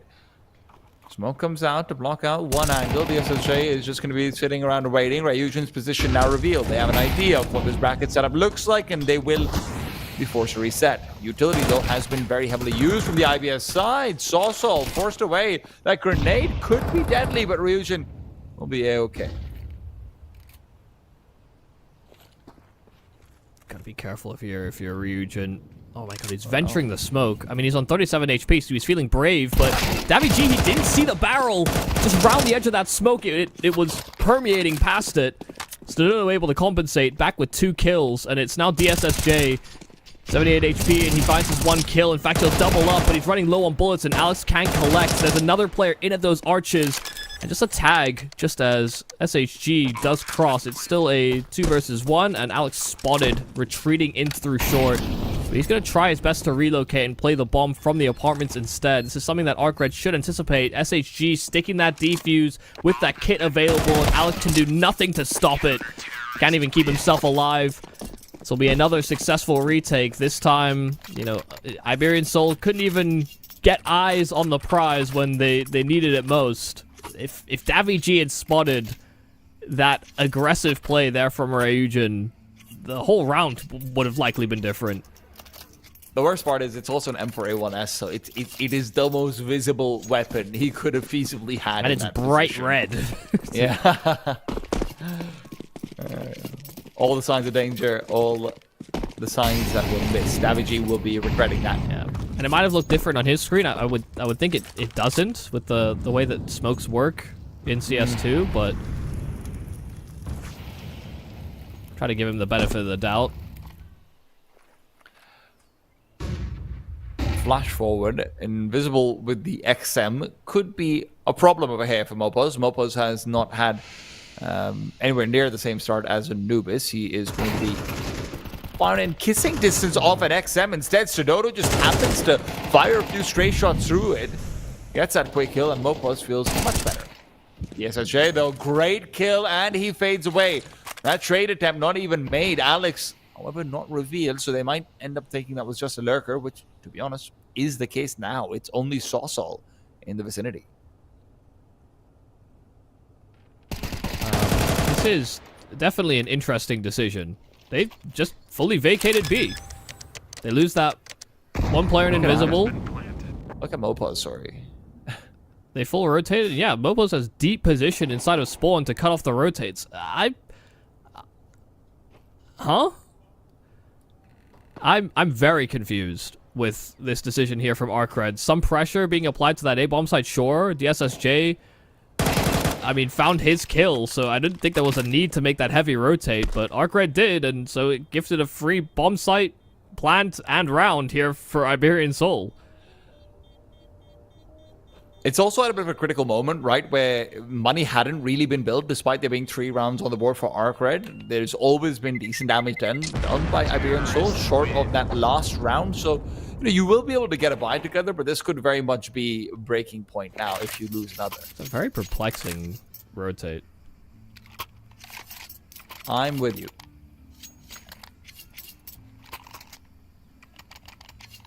Something to revisit if things continue to go south. Something to forget if you're able to move past it. And move past it is what ARCRED will try to do. The SSJ now on the AWP. We talked about how he was incredibly effective on Anubis very often, even if not through kills, but in terms of, you know, areas and cordoning them off. Inferno. I think the only thing that really makes sense as to why they made that move is that Solsol and Mopos are usually the lurkers, or like extremities players on Iberian Soul, and so because it was Davi G, who's usually a part of the pack, that was maybe why they rotated. But that's putting a lot of stock in just the nameplate. On T side, no less. Yeah, it's a heavy consideration, sure, but you have to be able to keep your sights. Oh, that's a great timing on the flashpoint from the CT side. Delays in just a bit, but Sosol's found the one. SAG and Invisible are really tearing them apart. Still, Sosol now creeps forward in through the A side. The problem will be Jekka, who's found his way into the apartments. Does Mopos check for this? I would guess no, and definitely not where Jekka right now is. Mopos is considering maybe someone being in second mid, but nowhere near that deep. If Alex hits this free, though, it's right back on. There's plenty of time for the T side to see what they can do. Yeah, you want to talk about questioning rotates from ARCRED making maybe a mistake in the last round to Iberian Soul finding themselves in a very compromising position now. 25 seconds, and they're still miles from this bomb. Solsol's now starting to get his move on, and Alex as well starting to realize the urgency of the situation, but Jekka wins his frag, and Invisible as well will go uncleared and wide swinging able to upgrade into that AK at the end of the round as well. A great late round change there from Jekka. Even if he lost his players through brackets, he completely cut off any prospect of Iberian Soul breaking into that A-bomb site. Cutting off that package, it was the priority frag, and he positioned himself perfectly. ARCRED looked like they're the ones who picked Inferno. Yeah, and Especially Iberian considering Soul look like they're the ones who picked Anubis, so... That's true. Maybe we just got it wrong. In our hearts. It's also great to see that ARCRED aren't struggling on the CT side. That's obviously where, you know, those comm issues came in. Now, though, what could be a fast banana play is instead just davichi finding zero information at all. They have no idea where Invincible is. They still check just in case, and Mopos will take the kill. Ooh, Nate almost finishing off the job. It's very good damage. Alex and Davi chunked. Mopos losing what little HP he did have. Down to 7 now, but he's still able to get a frag from it. I mean, that's a lot of production from that 7 HP. They had to blow the smoke, but 2 players have already crossed here on the side of Iberian Soul. Bomb can even be thrown over, but nope, ferried over by the Opus Dodo. Say 2 on 5, but ARCRED are drifting closer and closer towards this bomb site, as opposed to being fleet-footed and running away. ARCRED tried to go for so many of these retake attempts on Anubis as well that really doomed their economy on the CT side. That wasn't the #1 issue, but when you're already in a lead like this, Revolution's already realized, hey, Soso's probably behind me. I've seen this happen before. At this point, my only job is to try and make sure that I take a couple of players with me. And with his position revealed, it is just a fight to be taken. Alex puts him down. We see some great work from Alex so far, but Mopos is the real champion of that round. Only getting his entry over towards Banana, but then somehow able to get a second kill through spawn on his 7 health. Cracked open the bomb site completely for Iberian Soul to continue rolling into B. So it's been 2 B-side finishes for Iberian Soul. One of them was contested. It's the round we just watched, and one was completely uncontested. What's going on with these operators hard scope pushing out through smokes? We saw Stradodo do it in Anubis, now we see DSSJ try and go for something similar. It is ambitious.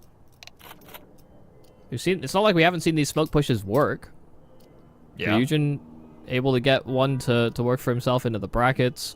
We also had SHG on Anubis, sort of walking through the BCT smoke and catching players off back plat. So it is definitely a high-risk play, but when it works, it's high reward.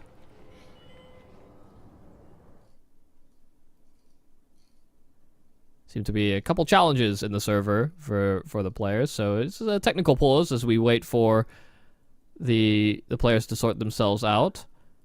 I have just realized, does it say Gorilla above the ARCRED logo? I have been looking at that for a while, actually. Because I'll be honest, you know, I check in with ARCRED every so often, but I don't think I've checked in with them since they've had this new logo, so...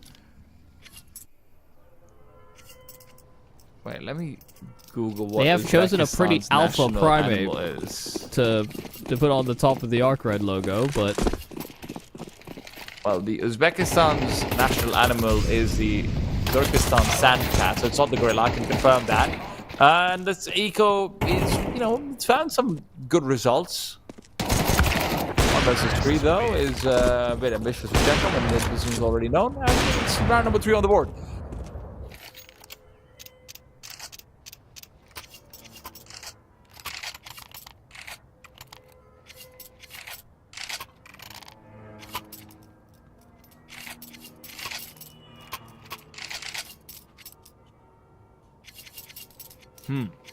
Well, something to figure out another day, I suppose. What is the gorilla doing on ARCRED? I'm sleuthing. Yeah, I've been looking around too. I don't even think it's like a joint venture or anything like that. Or I think it's just the vibes. They just love that particular. They just love gorilla. It's true. I do quite like gorilla as well. They are goofy, funny, and also terrifying. So, and they make great animated characters in Tarzan. Huh. One of the greats. Maybe this can be one of the great rounds of this game. You'd hope so when you look at how important it is.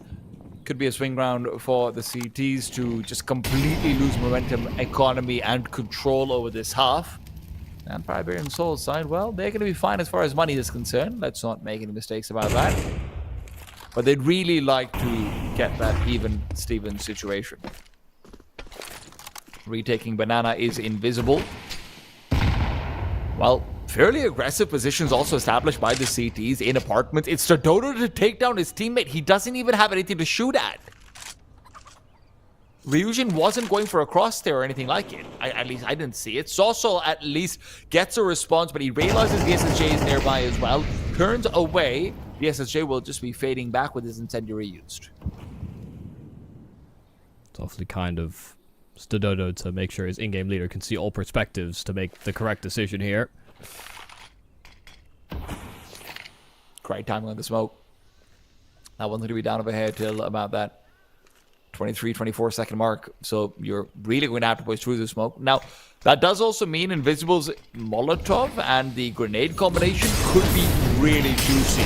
Here they come, here they go. Smoke down to try and counter this out. And look at that nade. Doesn't do quite as much damage as you want, but brings them in one day territory. Mopos walks into Invisible, takes him down, and SAG never gets a chance to get that one day. I mean, they just get rolled over. This was always going to be the problem. They had two sets of util drawn on those CT players. They were ready for the response, but their positions were just too similar. That one Molotov disrupting both positions, and as soon as you get that smoke down, it also just limits what the setup can really do. The new box player is completely smoked off. Second Oranges can't really swing to take that fight because they'll get gray screened very likely as they commit to it. So they're trapped in very static positions, just trying to hold onto that bomb site as best they can. And it just kind of makes the job easier there for Mopos. He knows exactly what he has to look at, as does Davy as they go in. So even though they were pressed for time, Iberian Soul, I mean, they run their execute. Their util is in the right spots. And as much as ARCRED had things to delay and stall, maybe even kill players as they came into the bomb site, it doesn't matter when there's one player running right at you, and there's very little you can do to fight back. And that is one of the things that you'll have to see about. Oh, nice shot from Invisible. 2 now found. That is good damage. Sets up SG for maybe some high expectations and heavy weight on his shoulders. Ryujin spots on Soso. Now Soso is moving in. This is getting scary. 4 versus 2. So Dodo would really like to be able to pick up that AK-47, throws the AWP out of the map, so at least these weapons aren't recovered. It's still pistols you're going up against, but pistols running through a smoke can be mighty deadly when one of your players is planting a bomb. Yeah, at maximum they can get their hands on 1 AK, and that's likely to be the one through middle, so if they can get this bomb planted, it's going to mean a world of a difference here for Iberian Soul. Yeah, DSSJ found on the flank. There's the AK coming as well via Getjeka. SHG just barely in front of that Molotov, and so Davy G thinks he's safe. He wanders the smoke. It's now on Stododo to clutch. 2 kills to his name already, and with that AK as the AWPer, he gets caught by the flash. It looked like it went past his shoulder, but he is full blind, and SHG capitalizes. This is a round 1 off of pistols here for ARCRED to slingshot right back into the lead. I understand not having anyone in apartments in a position like that, but when you're worried about pistols and something to go wrong in a 1 versus 1 or a 1 versus 2, but at the same time, you've just lost out 2 players that were sandbags. You have someone who's completely caught in the middle, is almost guaranteed to go down if there's going to be 2 players in apartments regardless. That was just a great setup from ARCRED, and Iberian Soul needed to molly sandbags, or maybe just clear it out, check in more effectively, whatever it is. A million things you can think of, but none of them came through. All right, so I've figured it out with some help from chat. Okay. Gorilla is their sponsor. It's an energy drink.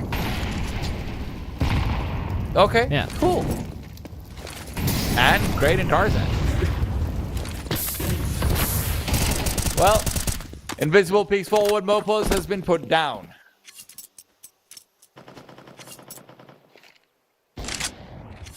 It is going to be another kill found from DSSJ as he peeks into the apartments. Davi G on the other side is also dead. Didn't even look like that was on him still. Wouldn't be the first time I've been impressed by DSSJ and his quick shots. Yeah, as much as his impact may have been, you know, waning in certain moments in Anubis, I always thought he was doing a good job at sort of just splitting the map apart if sections were taken. You know, he hit the shots very frequently when he was allowed to sort of post up on an angle. It was when the chaotic rounds and the fast pace was getting to him that you would find his misses, but I think many AWPers kind of struggle in those kind of scenarios. It's only the truly elite that, I guess, were expected to hit shots like that. Maybe DSSJ can get there, but as of now, this is still a proving ground. It's proving well here for ARCRED. The 6th round all but secured. It's all about how much damage they can do to the remaining members here of Iberian Soul. Can they take these weapons out of their hands? Kills after time as well would be devastating. Stododo is dead for sure. Ryujin is milking this. Oh my god.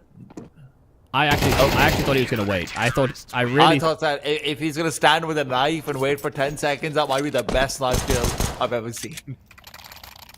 He didn't even need to do that. He could have just hung back behind him and waited. And I know you're tempting fate, but what's the worst that can happen? I mean, we're also approaching the end of the half, so yeah.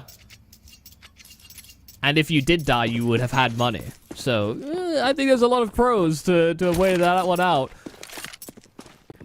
And imagine how frustrated he would have been if he got knifed after time. Yeah, exactly. Yeah. DSSJ now, feet spotted, head taken down. That's how he likes to go. That grenade out on the source hole's not going to be doing him any favors. The hero AK feeling significantly less heroic. But DSSJ has to be careful. Just because he's been on a heater, his hands don't stop his head from being taken off. That can always be a risk. This time we will not see the hard rotations backwards. Ryu will be forced to kill himself as he is now turning away. Flower pots only provide so much safety. Stododo has none to protect him with. And as they are continually gray screen, it's Jekka to make it look like DSSJ is getting kills. Yeah, that must have been smooth from Jekka's point of view. Killing the apartments, straight to short, and covering his AWPer suitably. 7-4 currently, and last buy of the half, well, last round of the half, so see whether or not Iberian Soul can get a 5th on board, given the phenomenal start they had to this series with that Anubis T-side. This T-side on Inferno has not proven to be as fruitful. And, you know, Inferno is still one of those maps where the T-side is slightly favored. You know, we've had nerfs to the incendiary radius and the damage that it does. Banana is one of those choke points where it's really affected it the most. I think, you know, players have been very vocal about, you know, how you take Banana, and that has changed quite substantially with that one change. And even still, you know, Iberian Soul are struggling to breach into these bomb sites, and I think a lot of that is due to, I mean, some of the production that Jekka has had in either the early to late rounds, and DSSJ, once he's gotten his hands on this AWP, just picking off one player around, really, but making Iberian Soul really question whether or not they should continue going in this direction. SSG taken down, big kill. Leaves Invincible completely alone at the same time. Saucel's waiting for the push down middle. He's turned around. Almost gets away to safety, but it's gone, and now the bomb can't make its way over. How does it make its way over? What? It just bolted from those stairs. They didn't keep going with that push. I don't think they knew just how many players had been spotted as well. I think Saucel, just as he 180'd, actually spotted both. So there was a lot of urgency there from Stododo to get his move on into that B bomb site. So man advantage here for Iberian Soul, but there is good retake utility here for ARCRED. Even if they have that man deficit, they've got mollies, they've got HEs, and they definitely have kits for this potential defuse. DSSJ might end up having to be a sacrificial lamb of hair, facing into two players who both want to swing him. He will get the first, not the second. Alex stays alive. Flashes at the ready, Alex, and really help out his team if he wants to. Instead, he wants to play first contact, understandably so. Can get up on top of the confidence. Time is out, time is out, time is out. 5 on the board, unless they can be a hero. Ryujin trying to save the day, but the Glocks will prevent it. The bomb will go off, and we will be off to a break before we find out who takes map number 2.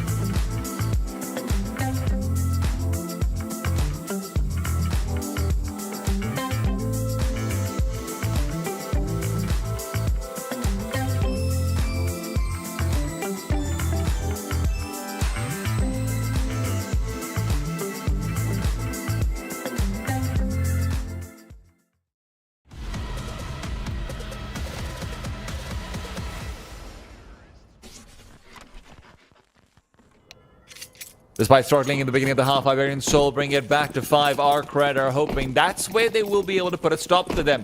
ESL Challenger League Season 49 European Edition continues with Group C. Yeah, already a map to the good here for Iberian Soul, so... Yeah, ARCRED definitely needed this bounce back, but you need to convert it on both halves. And with Iberian Soul breaking through in that last round of the half, they've given themselves some additional wiggle room, but ARCRED did look good in to start off this map in the pistol. Hoping for another prospect. Or another the prospect of another good pistol round, rather. I mean, this is just completely giving up the B-bomb site. Mopus is at this point only hoping that someone pushes into him and he gets a free kill. Maybe Prey. He needs to. He is. Maybe he should stop looking at the bottles of wine, though, as he is being cleared out. Ryujin wanted a quick little gulp down as well. Having to take his blood. 4 versus 4, as Alex did at the very least find a kill elsewhere on the map. In they go. Quick smoke back out towards Confident, block them off, but it's the fight with CT that they need to be worried about. Ryujin's got the dack, and he's doing it to them right here, right now. Chasing past the smoke is invisible.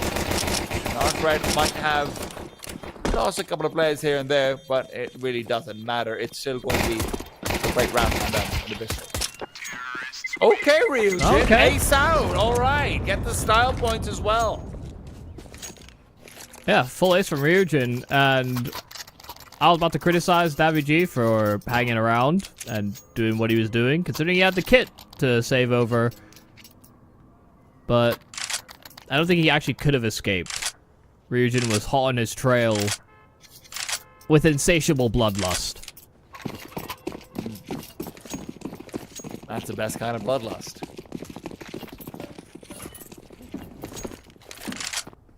In Counter-Strike. Or, you know, like vampire books or something. Diaries? Okay. That's the only medium I could think of, like Vampire Diaries, I guess. Have you ever seen it? No. Same. And I don't think I want to.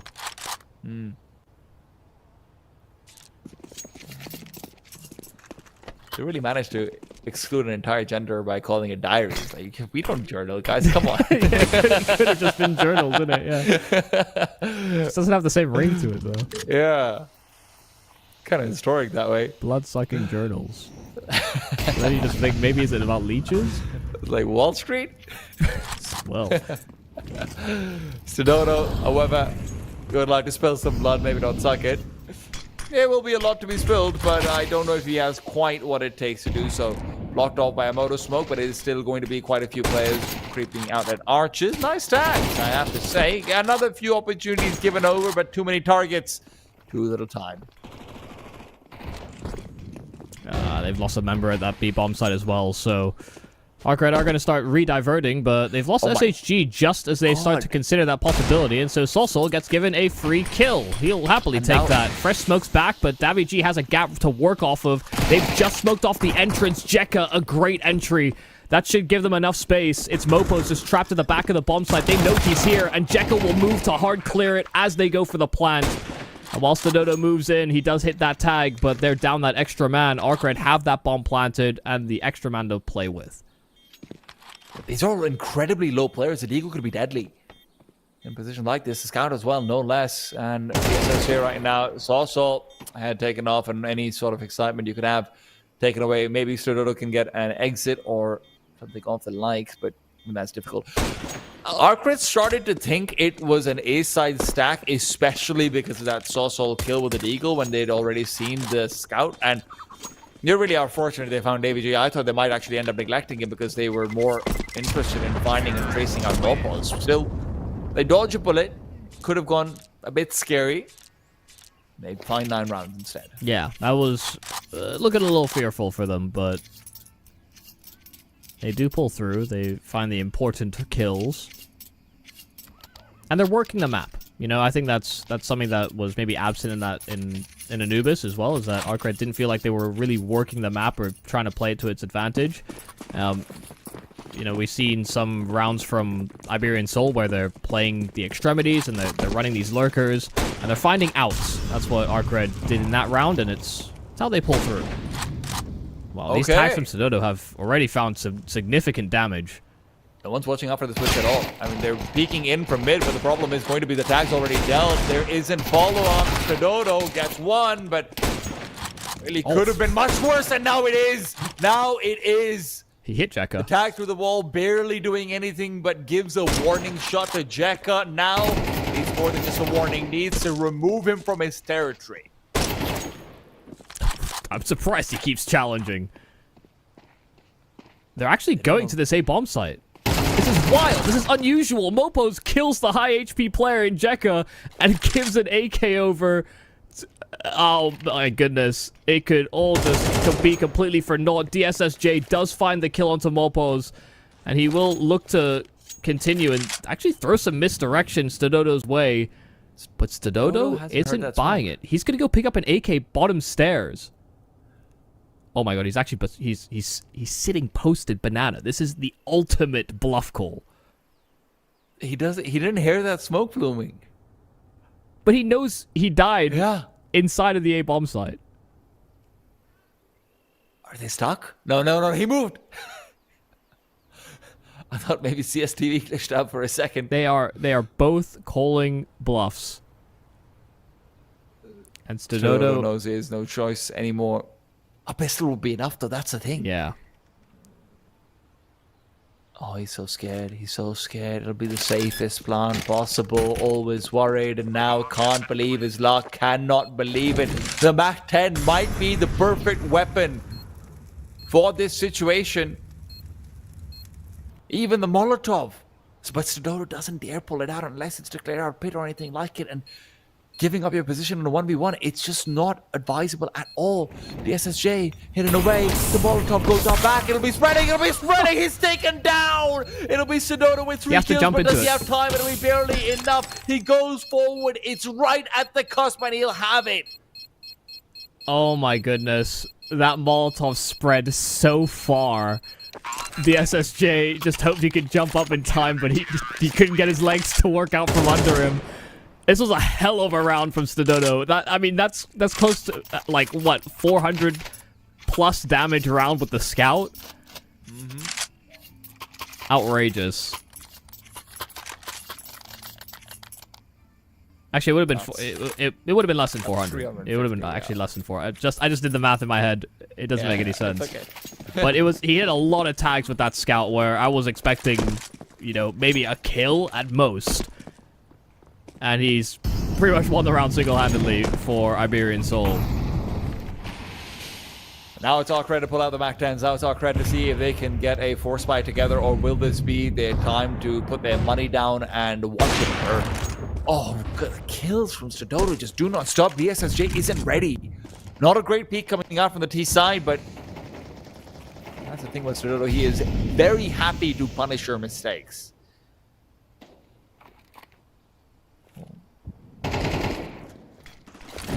MG, said you're ready. We'll be forcing the T's back right now. Remember, the CTs have a lot of utility out for Banana as well. Mopo's already had a T-side smoke that was forced forward because ARCRED was worried about a push to come out from Iberian Soul.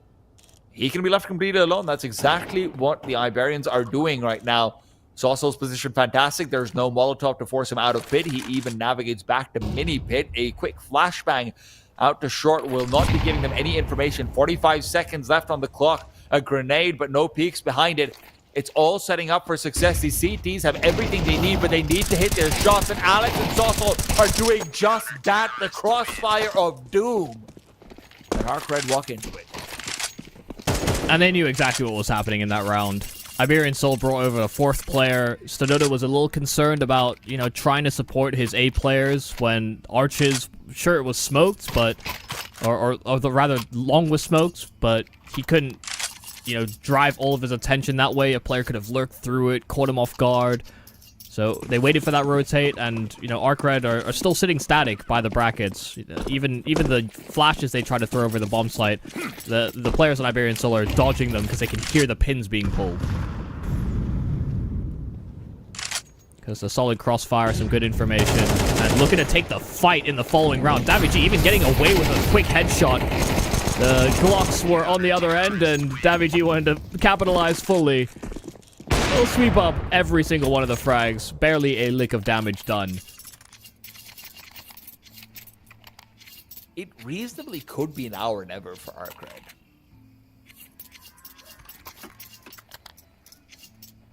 Lose this round, Iberian Soul tie. Eco. The next buy they'll have is when Iberian Soul are at 11. And it all comes off the back of the scout from Stododo. That goes out deep. Still reasonably aggressive on the brackets control as well, just making sure that there can't be any sort of fast apartments play out from ARCRED before they call their rotation from Alex back.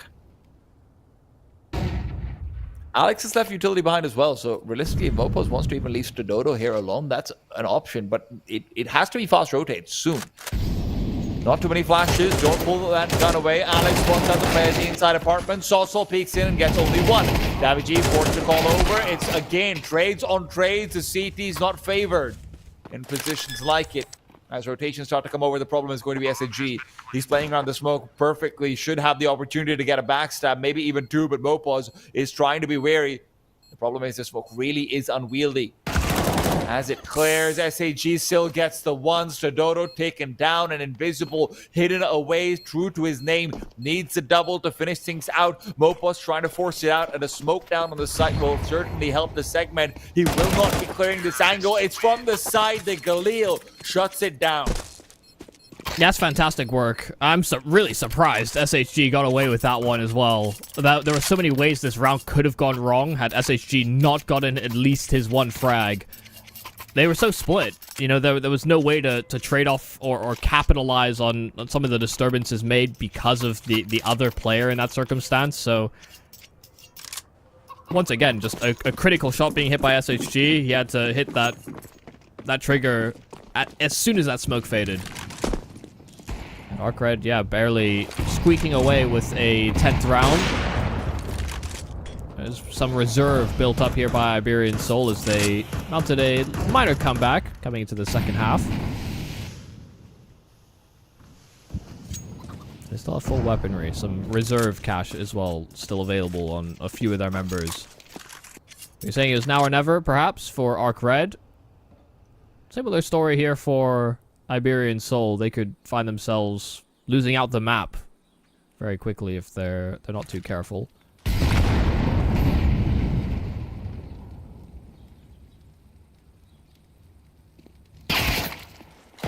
No, Alex takes a bit too much damage over there. These Mopos are coming with assistance. The flashbang is supposed to dissuade the T's from going forward, but look at the time. There's still plenty of it. This is going to be a re-execute on the B bomb side. There's no one over here to try and get information out towards A. Stododo can't be the one to do it, and he doesn't feel like he's the one who can rotate either. Apartments is clear, so the resmoke, it's well timed, but these T's are just going to want to move past it. They're getting ready to execute. The problem is Jekka could be taken down on that lurk, but rotations have come in now. Stododo, Incendiary at the ready, boosting up Alex as well. If this isn't going to be a CT side flower pots boost, this is all completely given over. They know what's coming their way. Stododo now repositioned, but the Incendiary has been missed. The flashbang has not. Completely blinds him out. 18 seconds on the clock. It's running out of time. They don't have anything to do. These flashes are impeccable. They just keep getting forced away, and now Stododo revealing position as well, but the boosted player finds nothing. 5 seconds on the clock, Stododo with one. They're waiting for the bomb to be planted. No longer a round that is winnable. That's going to be one of those rounds that you wish I just committed to one idea. You know, once again, it's one of those circumstances where ARCRED, you know, they're anticipating some proactivity. They're expecting Iberian Soul to be active, holding angles. Even some of these more defensive setups, that's what they're really trying to forecast. You know, you have Jekka trying to lurk through middle, and as he's doing that, you know, there's this real worry, there's this real wonder about whether or not they should go back to A. They start peeling away from B because there's a smoke up. There's a fresh smoke also deployed at about that 45-second mark. And just in that minor indecision, by the time they kind of come to realize that Jekka's lurk is all for naught, they just find themselves between a rock and a hard place. Oh. And who's been really rocking here on the CT side has been Stododo. 2 fast kills out from this AWP in an instant. And you can see he is super confident, and maybe even too much so. Run down by a Glock. Jekka will get 2 with the Glock, of all things. And SHG looking to do more damage. Unsuccessful. I really thought that was 3. It did look likely. 10-10, the equalization. Iberian Soul had been fighting towards this for, well, seems like forever. And I hate to sound like a broken record, but ARCRED might be about to, maybe have these turntables smashed up. Swing round once more. 3 Galils to headline the charge. It's going to be a lot of damage. Big thing early. Fuel coming forward. Mopos taken down by the flying Galil. Alex repicks into demise. You can't tell me this is how Iberian Soul lose that tiebreaker. They lose that stalemate. The bomb's not even there, Michael. Yeah, they're not out of the woods just yet. I mean, it's a really, really delayed plant, but Iberian Soul aren't tempting fate. They're not they're not actually contesting this. Dododo's the only one that's really hanging around. If he caught somebody on the cross, if there wasn't a smoke up, redeployed, there could have been some real temptation here, but they've got so many resources to save, from weaponry to all this util. That is not exactly how you expect your B-hold to go. Getting barrel stuffed by a flying Galil. And then, to be honest, I think Alex forced the fight because it was such an unusual way to start the round. It was so fast as well that it just, the whole round is a write-off. And there's probably just frantic calls going, 1 HP, 1 HP, he's red, peek him, right? Like, Terrorists win. I think it is one of those things that, you know, there's teams have different philosophies on. You know, when things are going totally crazy, there are some that will bail and try and salvage what they can from the situation. And then there are others that go headstrong. If they've done a crazy play, gotta one-up them, right? I think Alex just lent further to the latter of those two decisions. There's more than two choices, but we'll keep it simple. good time to get the timeout forward. Just calm things down. You haven't lost the game yet. And for ARCRED, this is a chance to watch their opponents stew a little bit in mistakes that they themselves were committing on Anubis. How do you like them apples?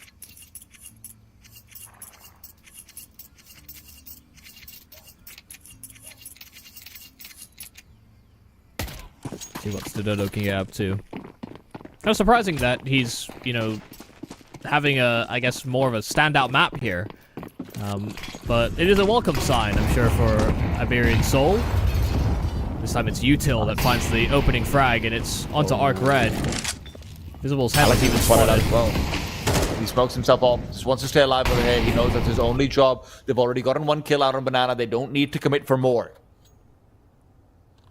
Dodo, really hard angle to get the shot, especially online. He might just die to the grenade. No, it doesn't bounce towards him. He's fortunate for that.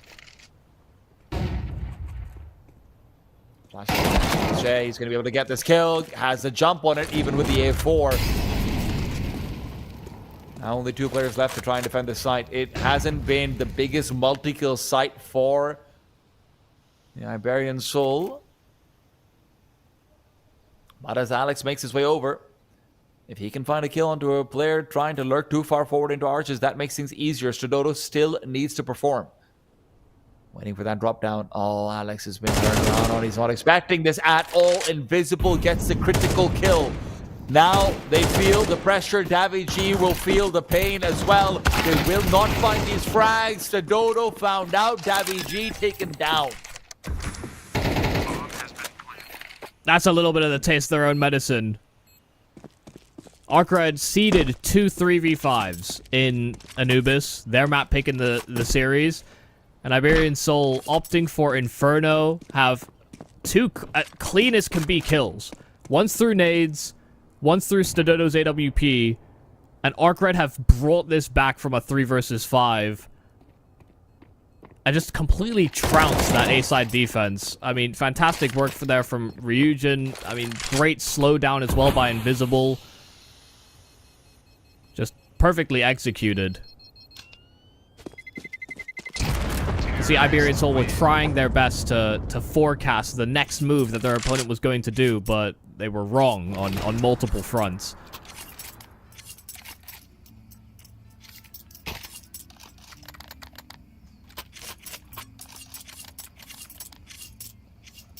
The static, slower, bursty style that Invisible does like to lean into. The pendulum that he bounces between. Also, you know, that's all conditioning to a certain degree as well, where if something doesn't work and you start peeling back to other bomb sites so frequently, your opponent isn't really going to know what you're going to do aside from expect what you've already been offering up this game. And now a chance for ARCRED to close on their map selection, or rather, their opponent's map selection. Such a heavy lean back to A. And it's going to be a much earlier timing for ARCRED to maybe even commit. They can walk into the site. Mopus is playing so carefully. Lost our players too many times, but now they're starting to realize this looks like it might just be the one player, and indeed it is. It has to be the full retake. You have one kit, and you've lost your anchor for free. Very rare to see the A1 on the other side of that duel, but Mopus wasn't ready. All 4 players are funneling in through CT, and ARCRED had that info. This is an almost unlosable post plot for the T side. They wait. Flashes are ready. CTs have incendiaries. That's what could be the difference maker. Good incendiary to the back of the side. 2 players displays. Move back to new box. The flashes are good, but Jekka is better. The SSJ puts them down 13 for ARCRED. We're going to map 3. I mean, that's fantastic. I mean, you see the level of team cohesion just leveling up as the series has developed. The opening map was nothing to really write home about for ARCRED. You could see them getting small minor resurgences, but you see just cleaner shooting from ARCRED coming into Inferno, where you maybe expected more from Iberian Soul. You got more output out of certain pieces, but you maybe lost out on other areas. These late rounds from Iberian Soul did not look comfortable, in fact. And part of that was due to the way that ARCRED were calling on that T side. Hell, even on CT, I think they were being very proactive, finding good gaps in the default. That did leave them open to a couple of these lurks, but that's going to happen on a map like Inferno. It's going to happen when you've got great pieces on the Iberian Soul side that can take that space a bit more independently. But ARCRED able to persevere through all the trials and tribulations this map had to offer. ARCRED had some lurks of their own, and they're going to need to continue them forward if we are to see them triumph in map number 3. Train coming your way after just a small break.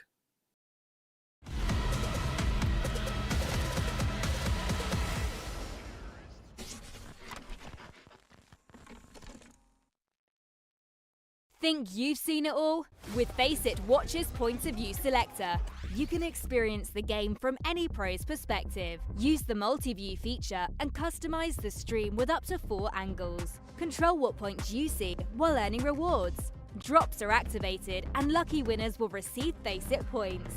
And if you ever miss a match, VODs are now available. Get instant access to demos with multiple POVs and commentary. Watch it, control it, Faceit.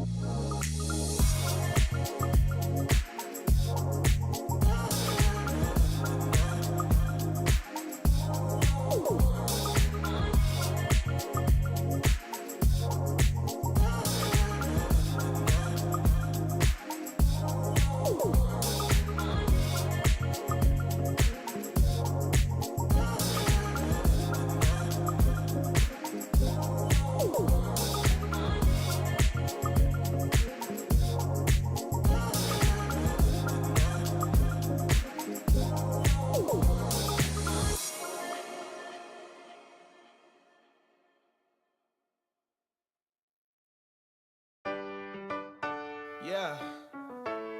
La la la la la la la. Yeah. Your life hits hard, but I hit right back. I never back down. I keep it on track. It's the same day with no problems. I keep rising from the bottom. Cause when the sun comes up and I look around, I can feel that love, I can hear that sound. They're never gonna hold me down. I'm higher than the ceiling now. And then I need to worry about, cause I got no problems. I know it's gonna be alright. It's getting better every time. Nobody's gonna kill my vibe, cause I got no problems. Yes, every day was a war. Yeah, it kinda took a while. When they tell me I should stay, I just jump with a smile. Yeah, it's hard until you notice. Everybody's got their moment.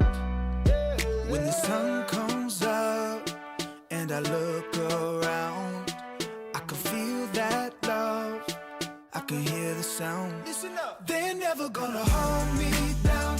I'm higher than the ceiling now. And then I need to worry about, cause I got no problems. I know it's gonna be alright. It's getting better every time. Nobody's gonna kill my vibe, cause I got no problems. Cause I got no problems. Cause I got no problems. Do you feel a little down? Say it, no problems. Let you in, but you out. Sing it, no problems. They're never gonna hold me down. I'm higher than the ceiling now. Had none I need to worry about, cause I got no problems. They're never gonna hold me down. I'm higher than the ceiling now. Had none I need to worry about, cause I got no problems. I know it's gonna be alright. It's getting better every time. Nobody's gonna kill my vibe, cause I got no problems.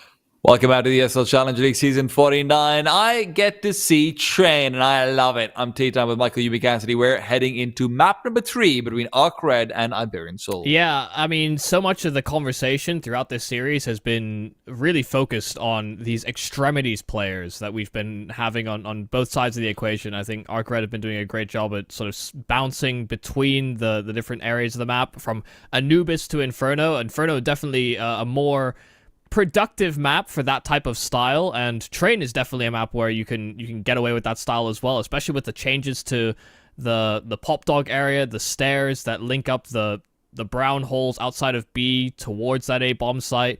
It's an area where there's a lot of paths for exploration in these late rounds. And it's something that I think a lot of teams are going to be utilizing quite significantly, especially with how simple it can be to sort of fake the bomb site hits, especially on B. You know, you're only really expecting 1, maybe 2 smokes on that B bomb site before T's start going down that B ramp or sort of coming out from heaven. And so it almost always gets at least 1 rotate out from the CTs, which is where those extremities players are going to matter all the more. And I think, you know, it's been easier to pinpoint on the side of Iberian Soul. You know, we have Soul, we have Mopause. Both of them had pretty solid series so far. Whereas on the side of ARCRED, it's bounding between a few different players. But, you know, SHG has definitely been the guy that's been running it from the front, you know, hitting them Iberian Soul from the back as well. It's been kind of a mixed bag, but he's been the multi-tool that ARCRED have needed to come back into this series.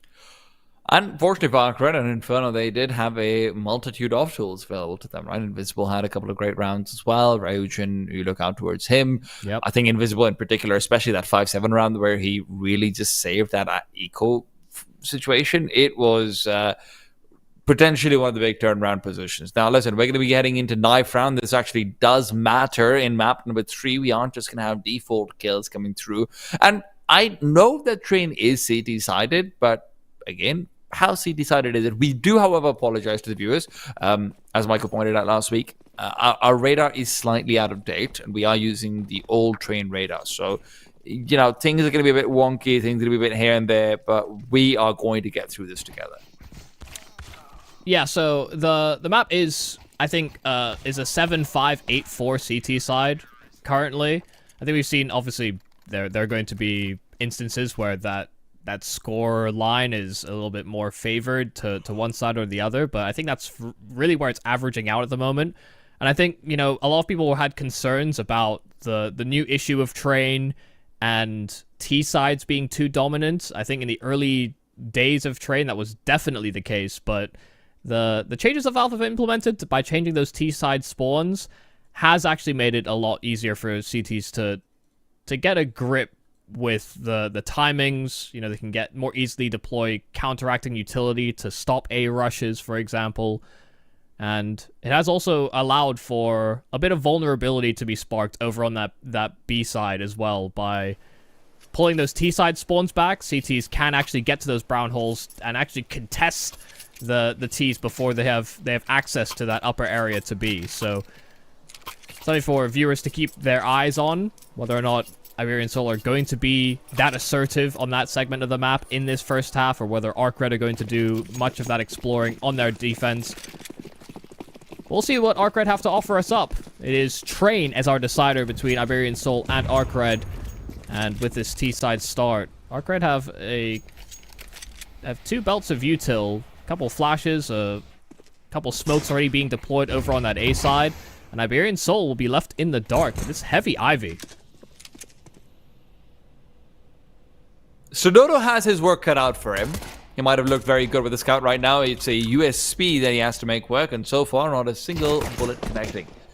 Not the best of places to be, but Ryujin is about to find out that he's also not in the easiest positions to work. Sododo is going to be given company, but still can be run down. SAG allowed to get the backstab as Mopause did in fact recede, and Sosol didn't keep an eye out from E-Box. So this is looking more and more troublesome. Is this a full wrap back to the B bomb site through Ivy while they've gotten a kill? I love it. Davy G might not, though. It's another kill for SHG. Another player coming out of the connector. Mopo is able to get at least 1 back. They do still have to worry about Invisible lurking inside of those brown holes. He's looking to try and cut down rotations. There's, again, a trade out from connector. But Alex sneaking out from those brown holes and actually bypassing Invisible's lurk. Even with Solsol trying his best, Invisible finally revealing from the B ramp. We'll find that final kill, and again, this is kind of what we come to highlight coming into this map. Because of these long rotates, these massive corridors, sometimes all it takes is a little bit of misdirection, and the CTs are sometimes left in the dark, wondering which of these bomb sites they have to reinforce. ARCRED, these pistols, they've been tricky with them on these T sides. Even on Anubis, they were spinning out the Spaniards. Unfortunately, I have to say, Alex and Stradodo as well, just not being able to get a couple of kills in positions where it felt like it was just absolutely mandatory. So yeah, it's combining some great pistol calls from ARCRED with a couple of missed shots coming out from the IBS side, and it gets tougher and tougher for the Spaniards. I mean, now. those kills were not easy, but they were needed. Yes.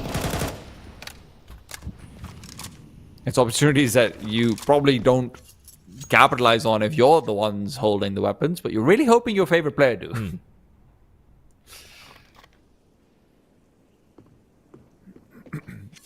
Pushing forward, though, from the CTs could lead to some good results. Invisible might have actually missed out on a window of opportunity. Jekka is wise to it. He looks like he might be checking this one out.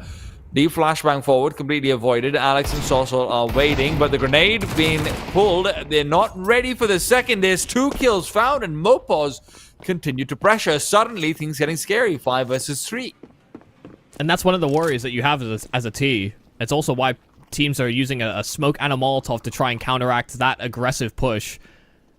They need a way out. DSSJ could be the player that gives them that path. Stododo playing around that E-box, able to dance with DSSJ, but not actually do damage. Davi G flanking out Ryujin, and that drops the bomb out of reach. Sorsol has to be able to do some damage and keep DSSJ busy, but that jump spot, Alex wasn't spotted. And so he'll be completely undetected, even if they salvage that bomb, get their hands back on that package. It's 10 seconds left before they even start to punch in those digits, and they have to do it inside of the smoke. They have to hope they don't get spammed, but DSSJ, as that cover does fall, and SHG down to such low HP, Mopos will be able to clean up. It is off of the force buy that Iberian Soul just bounced right back into this map.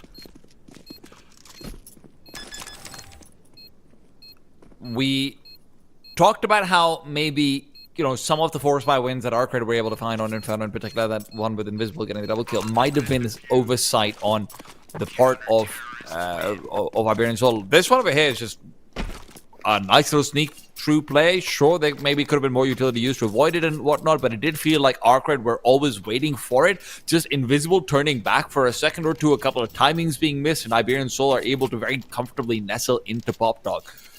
And from that point onwards, it was just a sandwich waiting to come through, and ARCRED are the ones to be sandwiched. Yeah, it was far from comfortable. They started 3 in the white holes. They were waiting out the smoke. They'd already used the smoke themselves, a Molotov, to try and break down that setup. But if they are stuck at the stairs and they actually can't progress past a piece of CT util, then all the early round utility that you throw yourself is kind of rendered useless.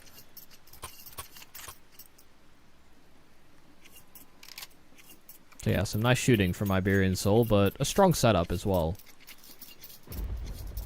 ARCRED will force back. And you wonder whether Iberian Soul are going to continue being that assertive or not. Especially when they know that they're likely up against upgraded pistols, some SMGs. Well, they are, Michael. We found the answer to that. Alex is the one to actually find fruit from it, though. Alex and Mopos putting their heads together. Sorsol waits for that flashbang overhead. Double flash over, and Sorsol is fully forced away. Backed into E-box, and it's forced by unforced by action, with Stradodo continuing to go killless. That round was already lost even before Alex died. That almost felt like the earlier versions of Train, just, 20 seconds later. And it's why the bomb site becomes so hard to hold. It's because you see where Sorsol is trying to position. That's a pretty common spot for players to feel like they can get some impact, but it can be very quickly undone by just good util, good flashes coming over from spawn over main.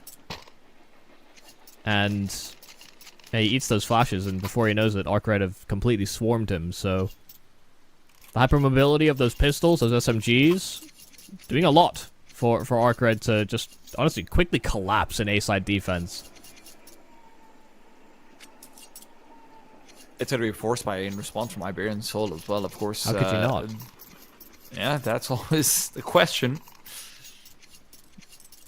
It's a matter of honor at this point. You win the force buy, we win the force buy. Everybody loses. It's a 1-1. We have to settle. They're hoping they don't have to settle for a 1-4, though. In the rounds, always a risk. This time there is no gimmick. This time there is no cutesy play out towards Pop Dog. It's just going to be a straight push into A main. Nades, Molotovs to help out, but DSSJ on the other side thought that he could peek to punish instead. He's been penalized. David G does the same to Invisible. I don't know what we're watching. That looked outrageous from the X-ray. It actually looked like he was jumping, ducking, I don't know what weird boxing techniques he was employing, but it worked out in that 1v1. He's putting on his best Hajime no Ippo impression. Yeah. Look, there's still a lot of util out for the T side. If you want to try and get maybe a flash peek forward, catch some of these players off, you know, Sosol and Alex are low, but you have no map control at all. There isn't a player in IV. You don't have a lurk ready, and you've completely lost B because Brown Holes has been pushed. Yeah, the map is shrinking.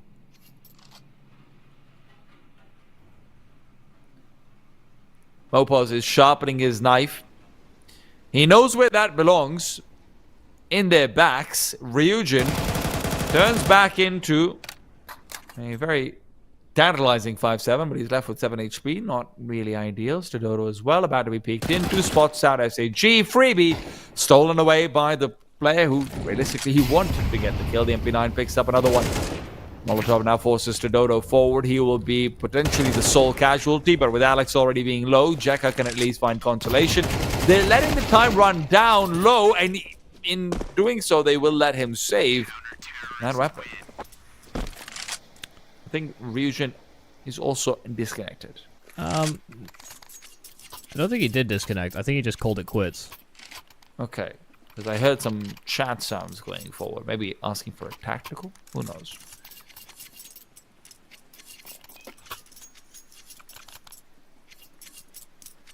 Wow. I'm wrong on both ends, Michael. Yep. It does appear to be that will be the case, but he is hitting with an ironic nice shot because there was just a lot of SMGs running at them.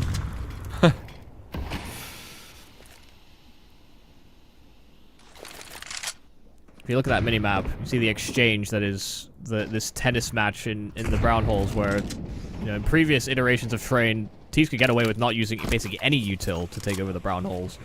It was all on CTs to try and show some face there, often offering up a smoke or maybe a Molotov, try and slow down brown holes control. But this time Iberian Soul are playing 2 members here. Mopos has been alone in a lot of these rounds. Davig is here as reinforcements. Oh, I like the setup, but they do end up taking it apart. Davig moves forward to try and re-smoke out main. He's lost his life, but they're not ready for Jekka to be taken down by Mopos. Invisible still nearby and enough to trade.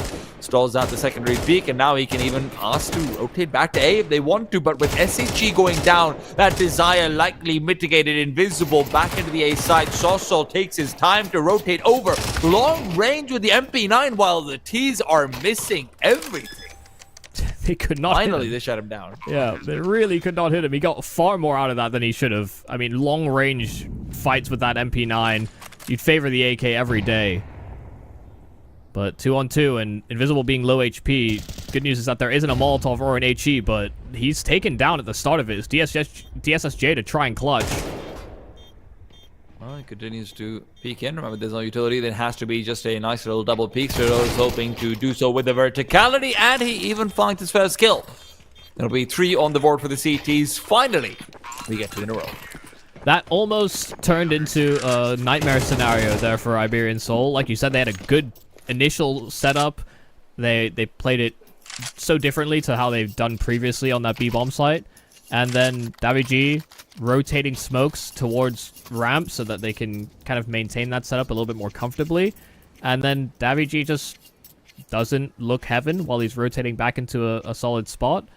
He's got his knife drawn. He's just not prepared, not anticipating it whatsoever, which is maybe a bit of miscommunication, but also infamiliarity, I think, for Davigi. Wanted to make sure he didn't waste any movements by at least beelining to his position as fast as possible. But he wasted his life instead. So once again, ARCRED will get access to these brown holes. Solsol is on for a fight here. A big one. Oh no, he manages to get almost 2 kills. That's far too much. That's some CS2 leverage there. He just kept timing the swing to try and get an advantage, and he destroyed Ryujin, so didn't have much of a chance to fight back.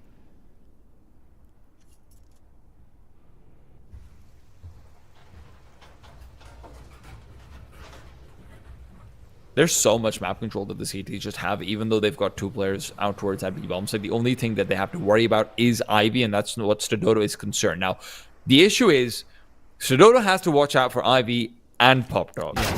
And he's just turned away. The timing could not be worse.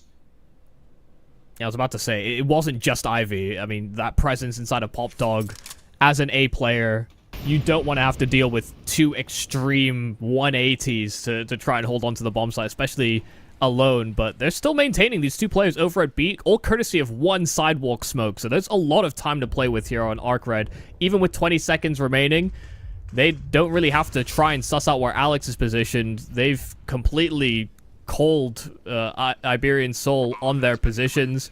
And now they have a full A bomb site that they have solid afterplants for.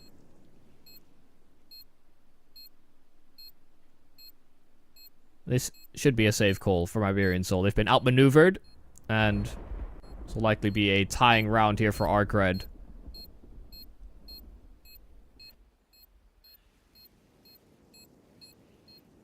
I'm very surprised. I mean, you're right. There's just that 1 smoke out towards the B catwalk, but I'm just really surprised that Mopos never went back over towards that A bomb site, or even Alex and Recede, to be honest. A main takes a little bit more time to start crossing out towards. It feels like if you have control over, you know, the pop top exit and Ivy, you can somewhat neglect A main with that little time left on the clock, because you're probably going to get some sort of audio cues. They realistically have to make a move on. They probably want to pair up with a player from pop dog, so you are half covering it anyway. To be honest, I think that's just more on Alex just having a misread, because he's got a forward position inside of A main. He's waiting out a smoke. He starts pushing it, and Stododo, as this A player, still has... Well, he has full confirmation of players inside of Pop Dog, but then he has no information about Ivy.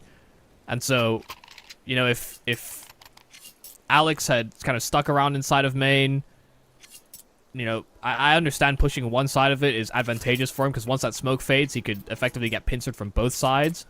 But then, you know, you have to give up something. Unfortunately, that A bomb site is just too big with too many different lanes of attack for 2 players to manage all those responsibilities if you don't want to create gaps. That's why being a B-side anchor on this map, and historically, you know, that's been a really important position for teams that want to be good at train. You know, the elite anchors in the world are so good at getting 1-2 kills, maybe even staying alive on that B-bomb site for extended periods of time where others would falter.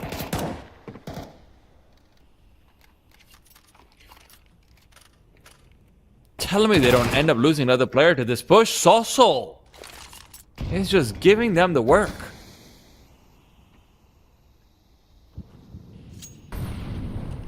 Really feels like they don't have the solution to Brownhall's aggression from the CTs at all. Yeah, it's very difficult. But they are committing a lot of resources to it, so it's clear it's an important pivot point for them. The issue is Sossol could even make his way right back over to watch out from heaven. Are they ready for Mopos? Mopos even turns back. He's prioritizing the backstab instead. He has a straight 1 versus 1. DSSJ isn't even going to come back to clear it out. Mopos peeks forward, gets the kill on the bomb with it. That is disaster. They weren't even close enough to hear him run away as well. So they're gonna have to really slow clear out things towards Pop Dog. But they have found a kill on Soulsoul on the site, and Mopo's on that low health, burned to a crisp. Just like that, from 5-on-3 back to 3-on-3 in an instant. They still have no idea about who is actually coming back into the site, but that might be good for them. Davi G is the player left on the A site. He will be allowed to challenge SAG, but it is really just a re-Molotov back out towards Z, and it feels like ARCRED have got full control over the map just off the back of those 2 kills. Very nicely done. They don't over-prioritize the bomb. They're still looking to go out and punish these CT side players, force them to make a move, and in that move, they catch them out. It's also maybe preying on Iberian Soul looking to be over-anxious or overzealous with the fact that they know that they have the bomb put in a fairly compromising position. Maybe not expecting, like you said, ARCRED to still be hunting or still be challenging on some of these duels, so it's really good recognition. You have to be able to get something back before you can even think about the objective. It's very rare you'll be able to 3-on-5 waltz into a bomb site, but Ryujin doesn't respect the bomb radius on Train.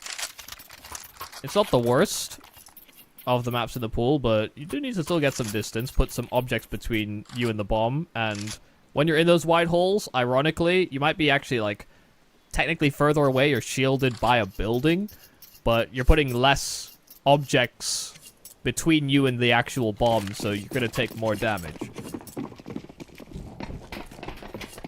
Pretty thin building. Yeah.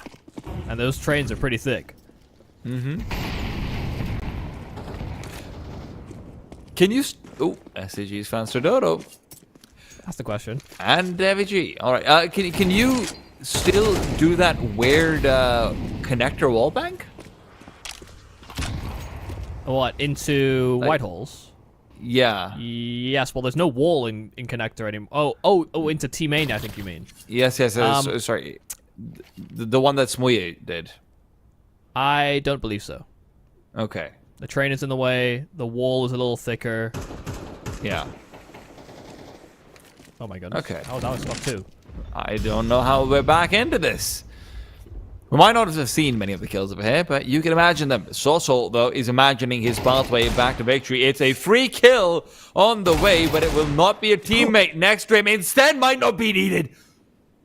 Unnecessary. A 1v1. Kit recovered. Bomb on the ground. Ducks away. Spots him out. DSSJ. And give it up! Beautiful from Soulsoul, as somehow the Iberian Soul bring it back. I'm gobsmacked. I mean, we didn't see Alex's kills, but we were locked in for all of Soulsoul's, and I thought the fact that he'd got his kill onto the bomb site player, just that fraction of a second too late, was going to be the round. You know, he could have had an extra teammate to play off of, but when Soulsoul's alone, he does some absolutely magical stuff. Again, he's had a hell of a start to this season, and that's being well maintained throughout this series. Mental. He's a player that's sometimes forgotten about within the Spanish scene, I think, sometimes. Mm-hmm. Right now, I don't think anyone's going to be forgetting him from this game at the very least. Dodo, good kill found. It's his second of the game. He's fine with the 1 HP. You know what? Screw it. At least I get my kill. Very unlucky for the ARCRED guys. Yeah, I mean, that is really unfortunate. Just clipping him through the edge of a wall where he can survive on 1 health.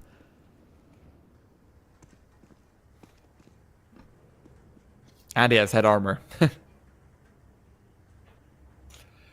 Yeah, no head armor. He's a dead man for sure. We'll see if that extra influence of having one more warm body with a weapon in hand will make a difference.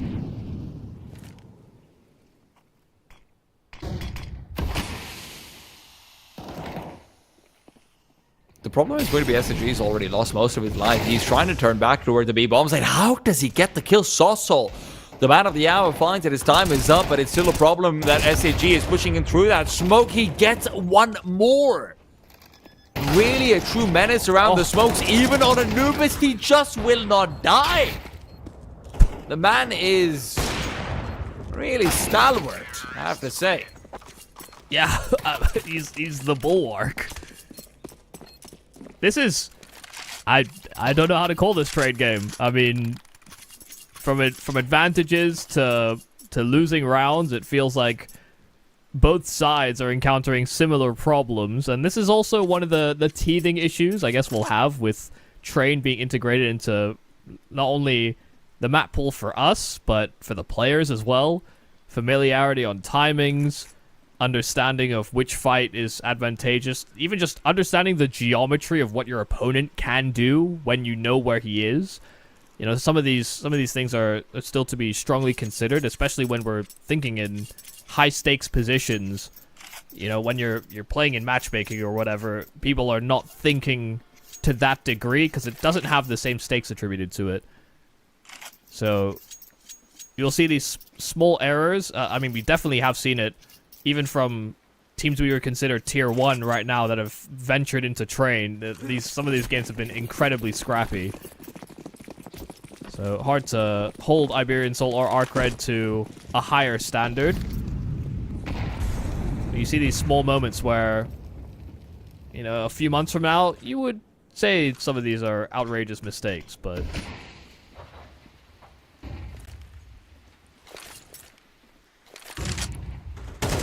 not quite there yet. You probably do say some of them are egregious mistakes, but yeah, not all of them.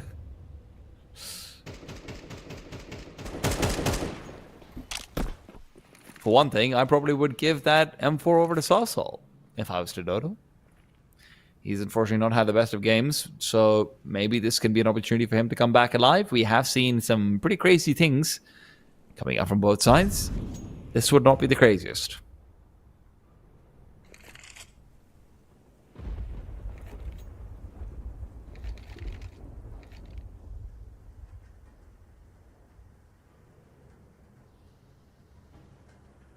Time is really ticking down, and these 5-7s are just going to get more and more powerful. The flashbang might have given away what the plan is, though.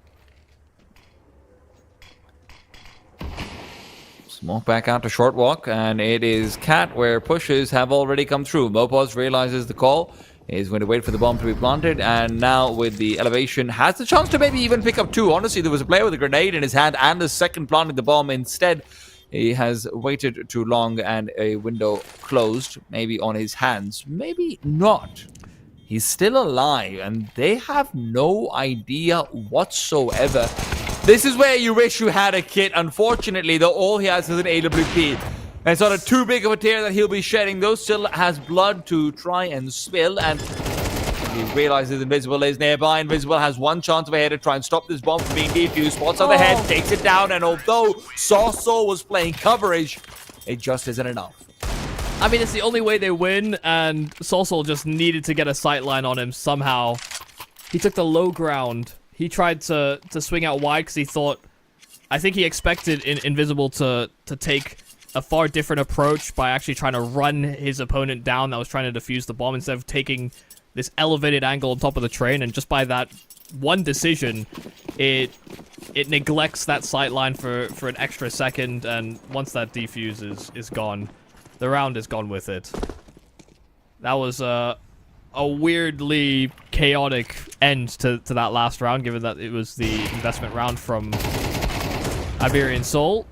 See them now just on USPs. They shouldn't have as much of a chance. Shouldn't being the operative word, but I don't think ARCRED are going to hit any stumbling blocks in this round.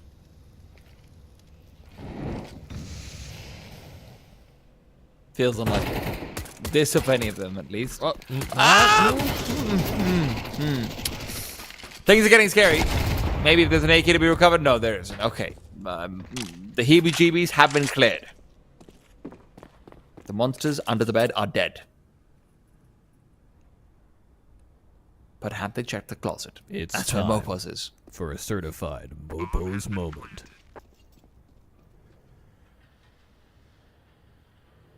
What sucks is if he does nothing, this is still going to be a certified Mopo's moment because you have certified it, right? So, you have just doomed him to his moments now being save calls.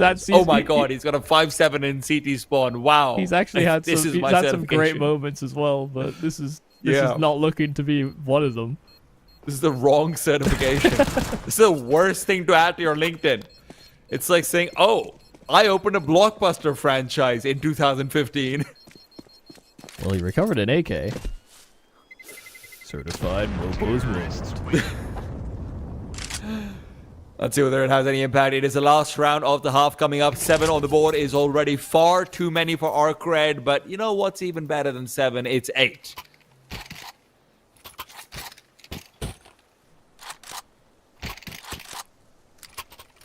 What is going on? Why? Scout? Yeah, okay. Someone bought a scout, and then we're trying to figure out who bought it and who has to sell it. They get AWPs out. They've got M4s, and they still have that AK in Mopo's possession. A 5th round would go a long way for Iberian Soul. They were very, very fast in their aggressive moves earlier on in this half, but ARCRED have done a great job.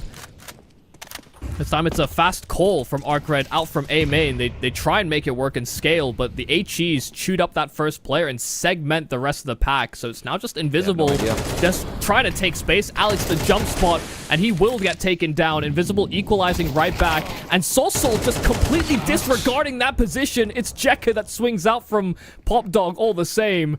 Sonodo now just trying his best, but overwhelmed from top, bottom, and all sides. ARCRED have a 3-on-1 to close this half. He doesn't have armor.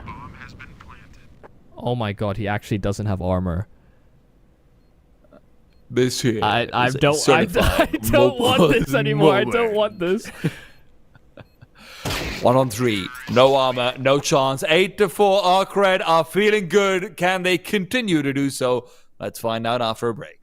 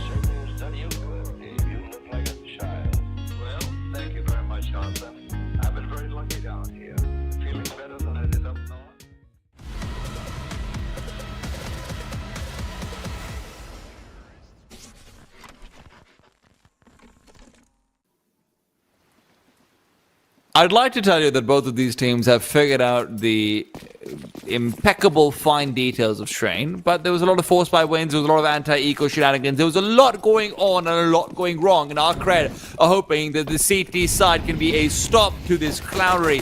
Already up 4 rounds, they want to be going even more. This pistol round, crucial. Soso already in the sight, but he's lost a teammate. Dodo dies. The feet, exposed the feet, shot at Alex. Not feeling good. So on Ryujin, and he just gets decimated, front part of the pack, but 2 players spotted out in Pop Dog. Invisible winning his fight inside of Z as well. So now a man advantage sustained. Soulsoul back of the bomb site, good kill. DSSJ just trying to lock a player in position. There's a kit available here on Jekka, and Soulsoul has no idea, so it's a 5-second stick that Soulsoul allows to happen. He thinks it has to be some kind of ploy, some kind of fake to draw Soulsoul out into the open. No, sir. He didn't want anything to do with that fight.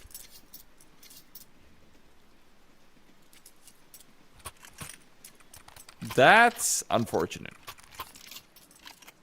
It's also what Iberian Soul, I think, have won 3 of their 4 rounds, and 4 spies are equals, by the way. And now we enter into 4 spy territory, so maybe they should feel comfortable. Pretty decent weaponry to be pulled together, but this team does look a little bit lost on train, I will not lie to you. They had a few good ideas, but ever since then, a bit more limited. Yeah. They knew they wanted to fight for brown holes, and then after that, things got weird. Wonky, even. Wacky. Looney Tooney. Ryujin, he's a serious man. He's a stern, stone-cold killer. And if he doesn't do it, then SHG is right behind him. And he's getting even further behind, so far behind him, in fact, he's no longer with him. Oh my god. I'm right behind you. I got you. Ryujin might have them though. 45 seconds after the clock. Mopos will be chucking out utility to try and clear A main. Ryujin wants none of this smoke, or for that matter, the flames. I think Molotov right back to try and keep Ivy clear. This is going to be a conversion to the A site. The CTs realize it, but they are losing members. Ryujin fights back. Good for the one, but not the more. It is going to be Iberian Soul coming through with potentially 1 more 4 spy win. Maybe this one more excusable than others. I mean, you just see how low all these players are. Even in the 1 versus 4s, it's still really attainable here for DSSJ. WG is that high health member, but he hears the steps, he hears the relocation. DSSJ might anticipate a player up close and personal, but it's Alex that holds the headshot angle. An M4 recovered, and all M4s distributed, weapons brought through. It's, like you said, an Iberian Soul Force spy that puts them back on the map. So, they've lost, I think, the majority of pistols in this series, if I'm not wrong. But I think they've won like 3 4 spies after losing the pistol. To be fair, they also lose the 4 spy immediately afterwards, right? Like, yeah, that has happened too. So maybe it doesn't quite count. Flashes forward, DSSJ forced back, but Ryujin still gets the 5-7 kill. Invisible showing them how it's done as well. This is the problem, Michael.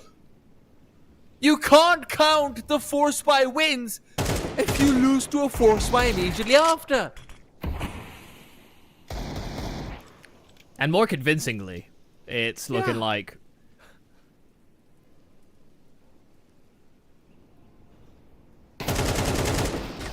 Dodo trying his best to recover the situation. Probably shouldn't be in this situation, but this will be an ace clutch, 1 on 4. 2 players already low. Offers himself up, but the SSJ the same, and high ground taken by Jekka will be enough to secure it, so not quite as clean as Iberian Souls 1, but that doesn't matter when the job has been accomplished. It's a force buy right back. It's a repeat of what happened effectively in that first half, but ARCRED are the ones that won the pistol and then win the after losing to Force Buy. Like, all I'm going to say is, Iberian Soul might need to consider changing their permaban. Like, you can't lose those rounds this many times. But maybe ARCRED also end up feeling the same way after this round. Invisible. Smoke forward to try and take control. Position revealed from the T side, so Sosol is sussed out. Re-navigates back to the hole, but DSSJ elsewhere on the map is being tickled.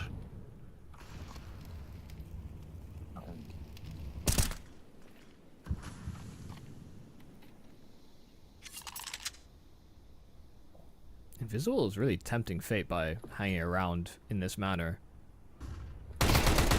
Yep, and yeah, that's exactly why. That's hanging around like that when you have no real security from deeper long brown holes control or somebody in at the pop dog steps that can sort of play out from underneath that opening. It's incredibly challenging.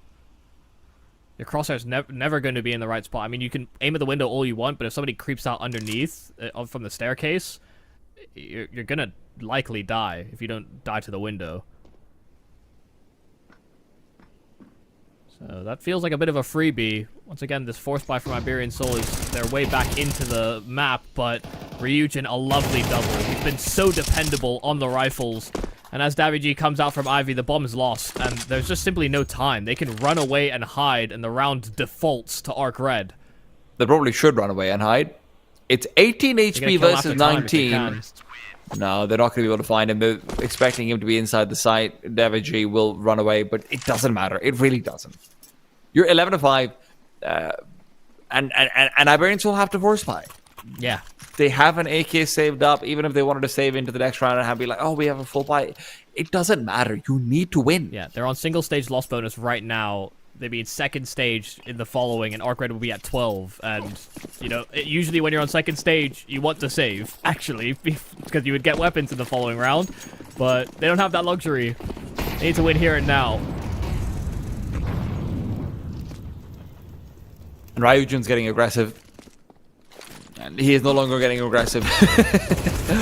Flash up ahead. Mopo's trying to close the distance. Ryujin, however, closes his tab. Finishes off his life and sends him off.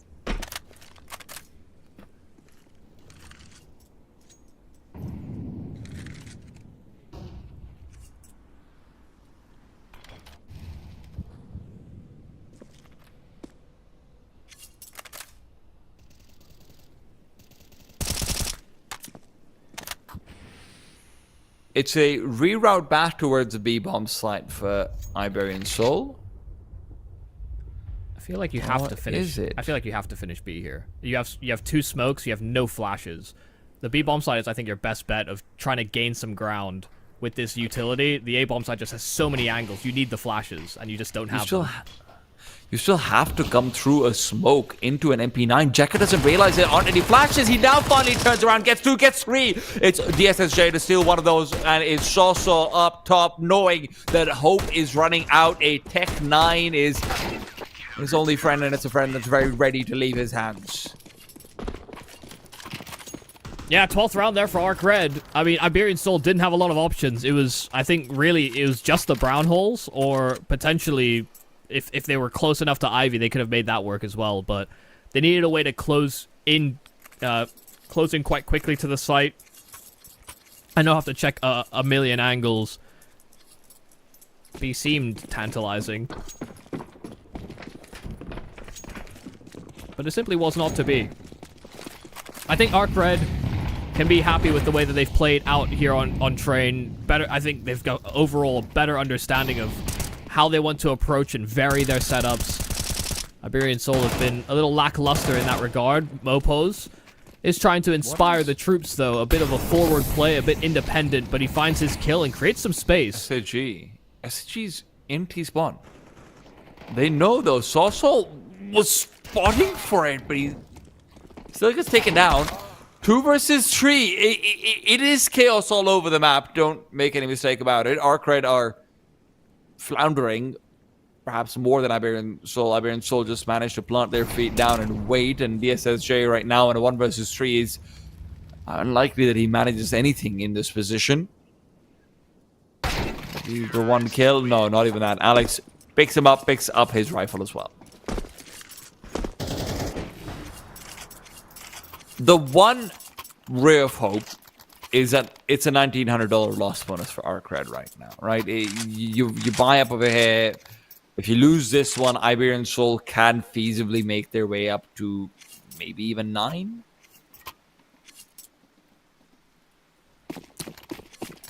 But they go for the eco instead. Yeah. They've actually had quite a lot in the reserve, just not enough for the full buys. So even on second stage loss bonus, yeah, they'll have a good buy next round. So it's a solid choice.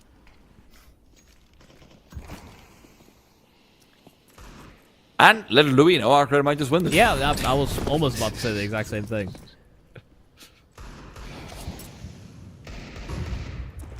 Little do we know can pretty much summarize this game as well, to be fair. Ryujin waits behind the smoke. It was his 5-7 that spurred on the previous pistol round win. Jekka closes the distance, but in more ways than just one. As he will accompany him down the underworld. 2 versus 5, no real chance of here for the CTs to even do too much damage. Could be just a full 5-man cleanup crew, and then onto the real round for the Iberian Souls.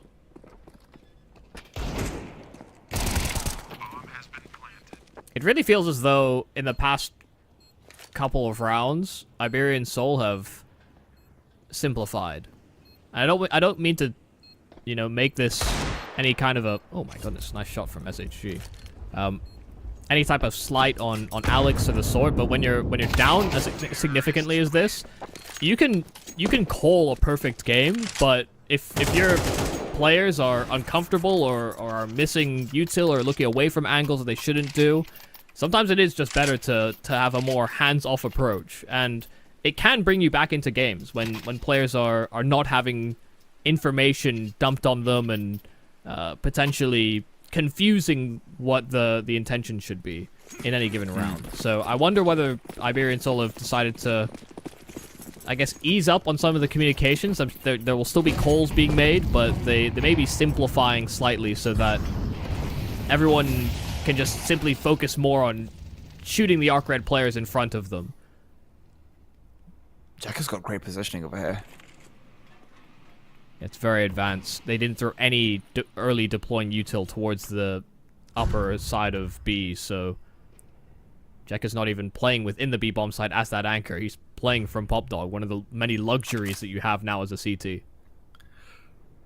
And Iberian Soul are trying to reclaim over towards Brown Halls. This is not going to be easy. Soulsol is certainly aware of this possibility, but it's a hard fight to take. Jack has got the verticality advantage as well in many ways, and as Ryujin makes his way over to try and help double swing, they need information. They're going to get it. Jekka taking down Ryujin around the corner, gets the trade, spots out another shoulder, and even backs off to relative safety, guaranteed safety now with that second frag. Sododo is over to B.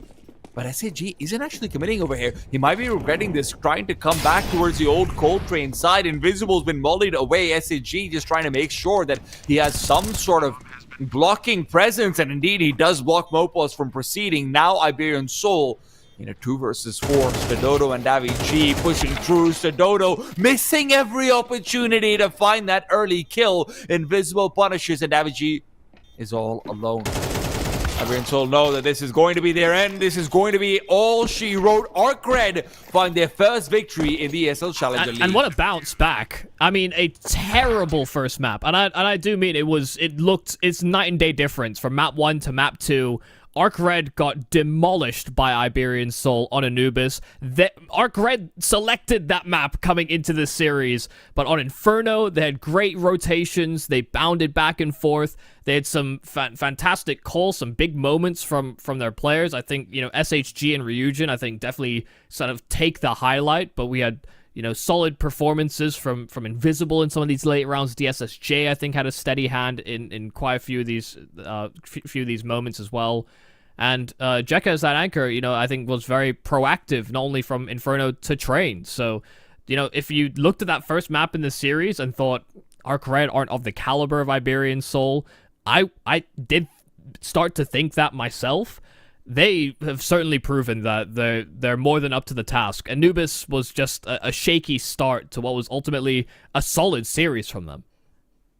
And this is the thing. I will not say that Train was the best looking map out from ARCRED. They definitely looked like they were the more polished team that knew more of what's going on. But they were struggling with a lot of, these brown hole stakes that IBS were actually trying to go for. At the same time, though, I will say Inferno was really well called. Like there's just no doubt about it. So we got to see 3 different versions of ARCRED. One was the version which I'm sure they want to forget, right? They're down 11-1 at the turn of the half on Anubis. Then we go to Inferno, where they're just straight up out calling the IBS completely. And now on Train, we get to see a really weird, scrappy, down in the dirt style of play from them, where they still flourish. This is a team that I have to say, Jekka is actually fitting into pretty nicely as well. Yeah, it feels like, what is it, Little Red Riding Hood, having the 3 different bowls of porridge, the 2 hot... No, that's Goldilocks. You have completely messed it up. Fine. Why does her having gold locks actually matter to the story? Anyway, the point being that there was someone hot, someone cold, and a little bit in between as well there for ARCRED. But we had our Qiddiya player to watch, Sol, and I think he delivered in our expectations. They were set quite high at the start of this match, and I think rightfully so after that Anubis. But even with him still getting some decent output, it did taper off in the maps that mattered. And unfortunately, Sosol is not your traditional star player, right? He is a Qiddiya player to watch, but a lot of that comes down to this team sort of missing out on one key element, and for me, that was Stododo. He had a great Inferno. He was the reason why they were able to come back into things, but they still couldn't close it out. I just don't think Stododo was there in Train in the same way. We didn't get that performance from him, and sure, he wasn't the only player who probably made mistakes, etc., but he was sticking out like a sore thumb when very often he's first point of contact on the ace side. There's going to be a lot to do for the Iberian Soul as we move forward in the season. They're not out of it yet, but they are now going to be knocked down, I believe, 1-0-2, tied with ARCRED. So the group gets spicier and spicier, as does the entire league. Make sure you guys are tuning in for all of it. We've got South America, North America, Europe, Asia, and Oceania. There's something for everyone, and we're here for everyone as well. It's been Yumi. I've been Tea Time. Thank you all for tuning in. We're going to be signing off, and see you guys next time.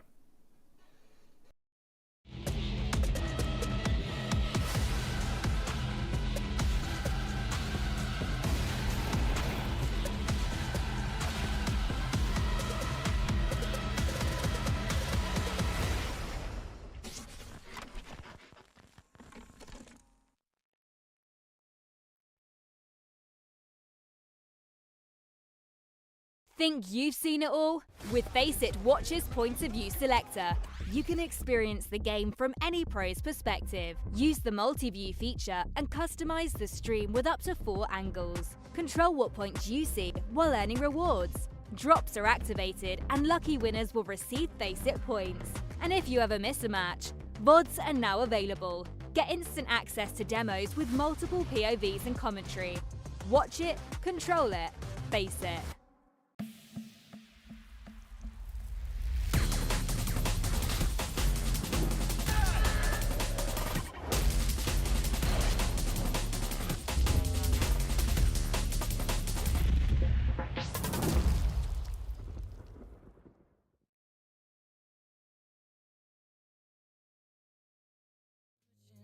Cup of Joe and I'm fine. Come 5, I can burn a fresh dime. Lifting up the burdens, putting weight on my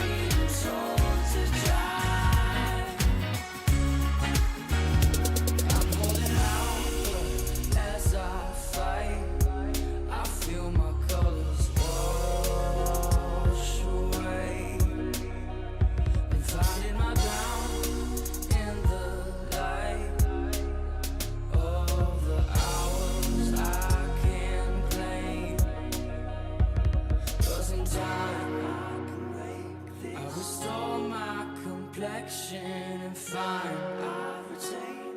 that I left my distractions behind. In the meantime, I'll blindfold my pride and keep hold of my time like it's gold. Fading from color, reaching to find when I wonder how. Saying it'll all be fine. Why sit around and waste the time? Fading from color, stuck in the backseat and told to drive.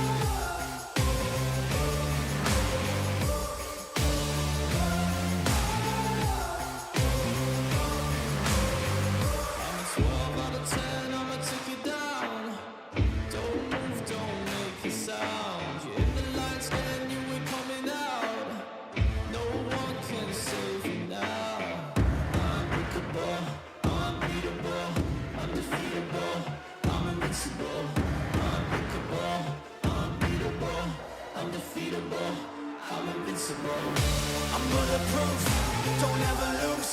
Put the evil in the devil and I'm let it loose. I'm an earthquake, make your bones shake. There's no question I'm the king, I always dominate. A force to be reckoned with, better remember it. Look at what I can do, walking all over you. Incredible, it's criminal. I never lose, I'm bulletproof.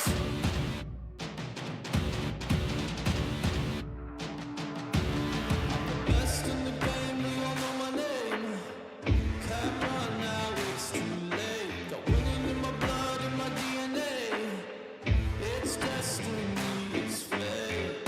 Unbreakable, unbeatable, undefeatable. I'm invincible. Unbreakable, unbeatable, undefeatable. I'm invincible. I'm bulletproof, don't ever lose. Put the evil in the devil and I'm let it loose. I'm an earthquake.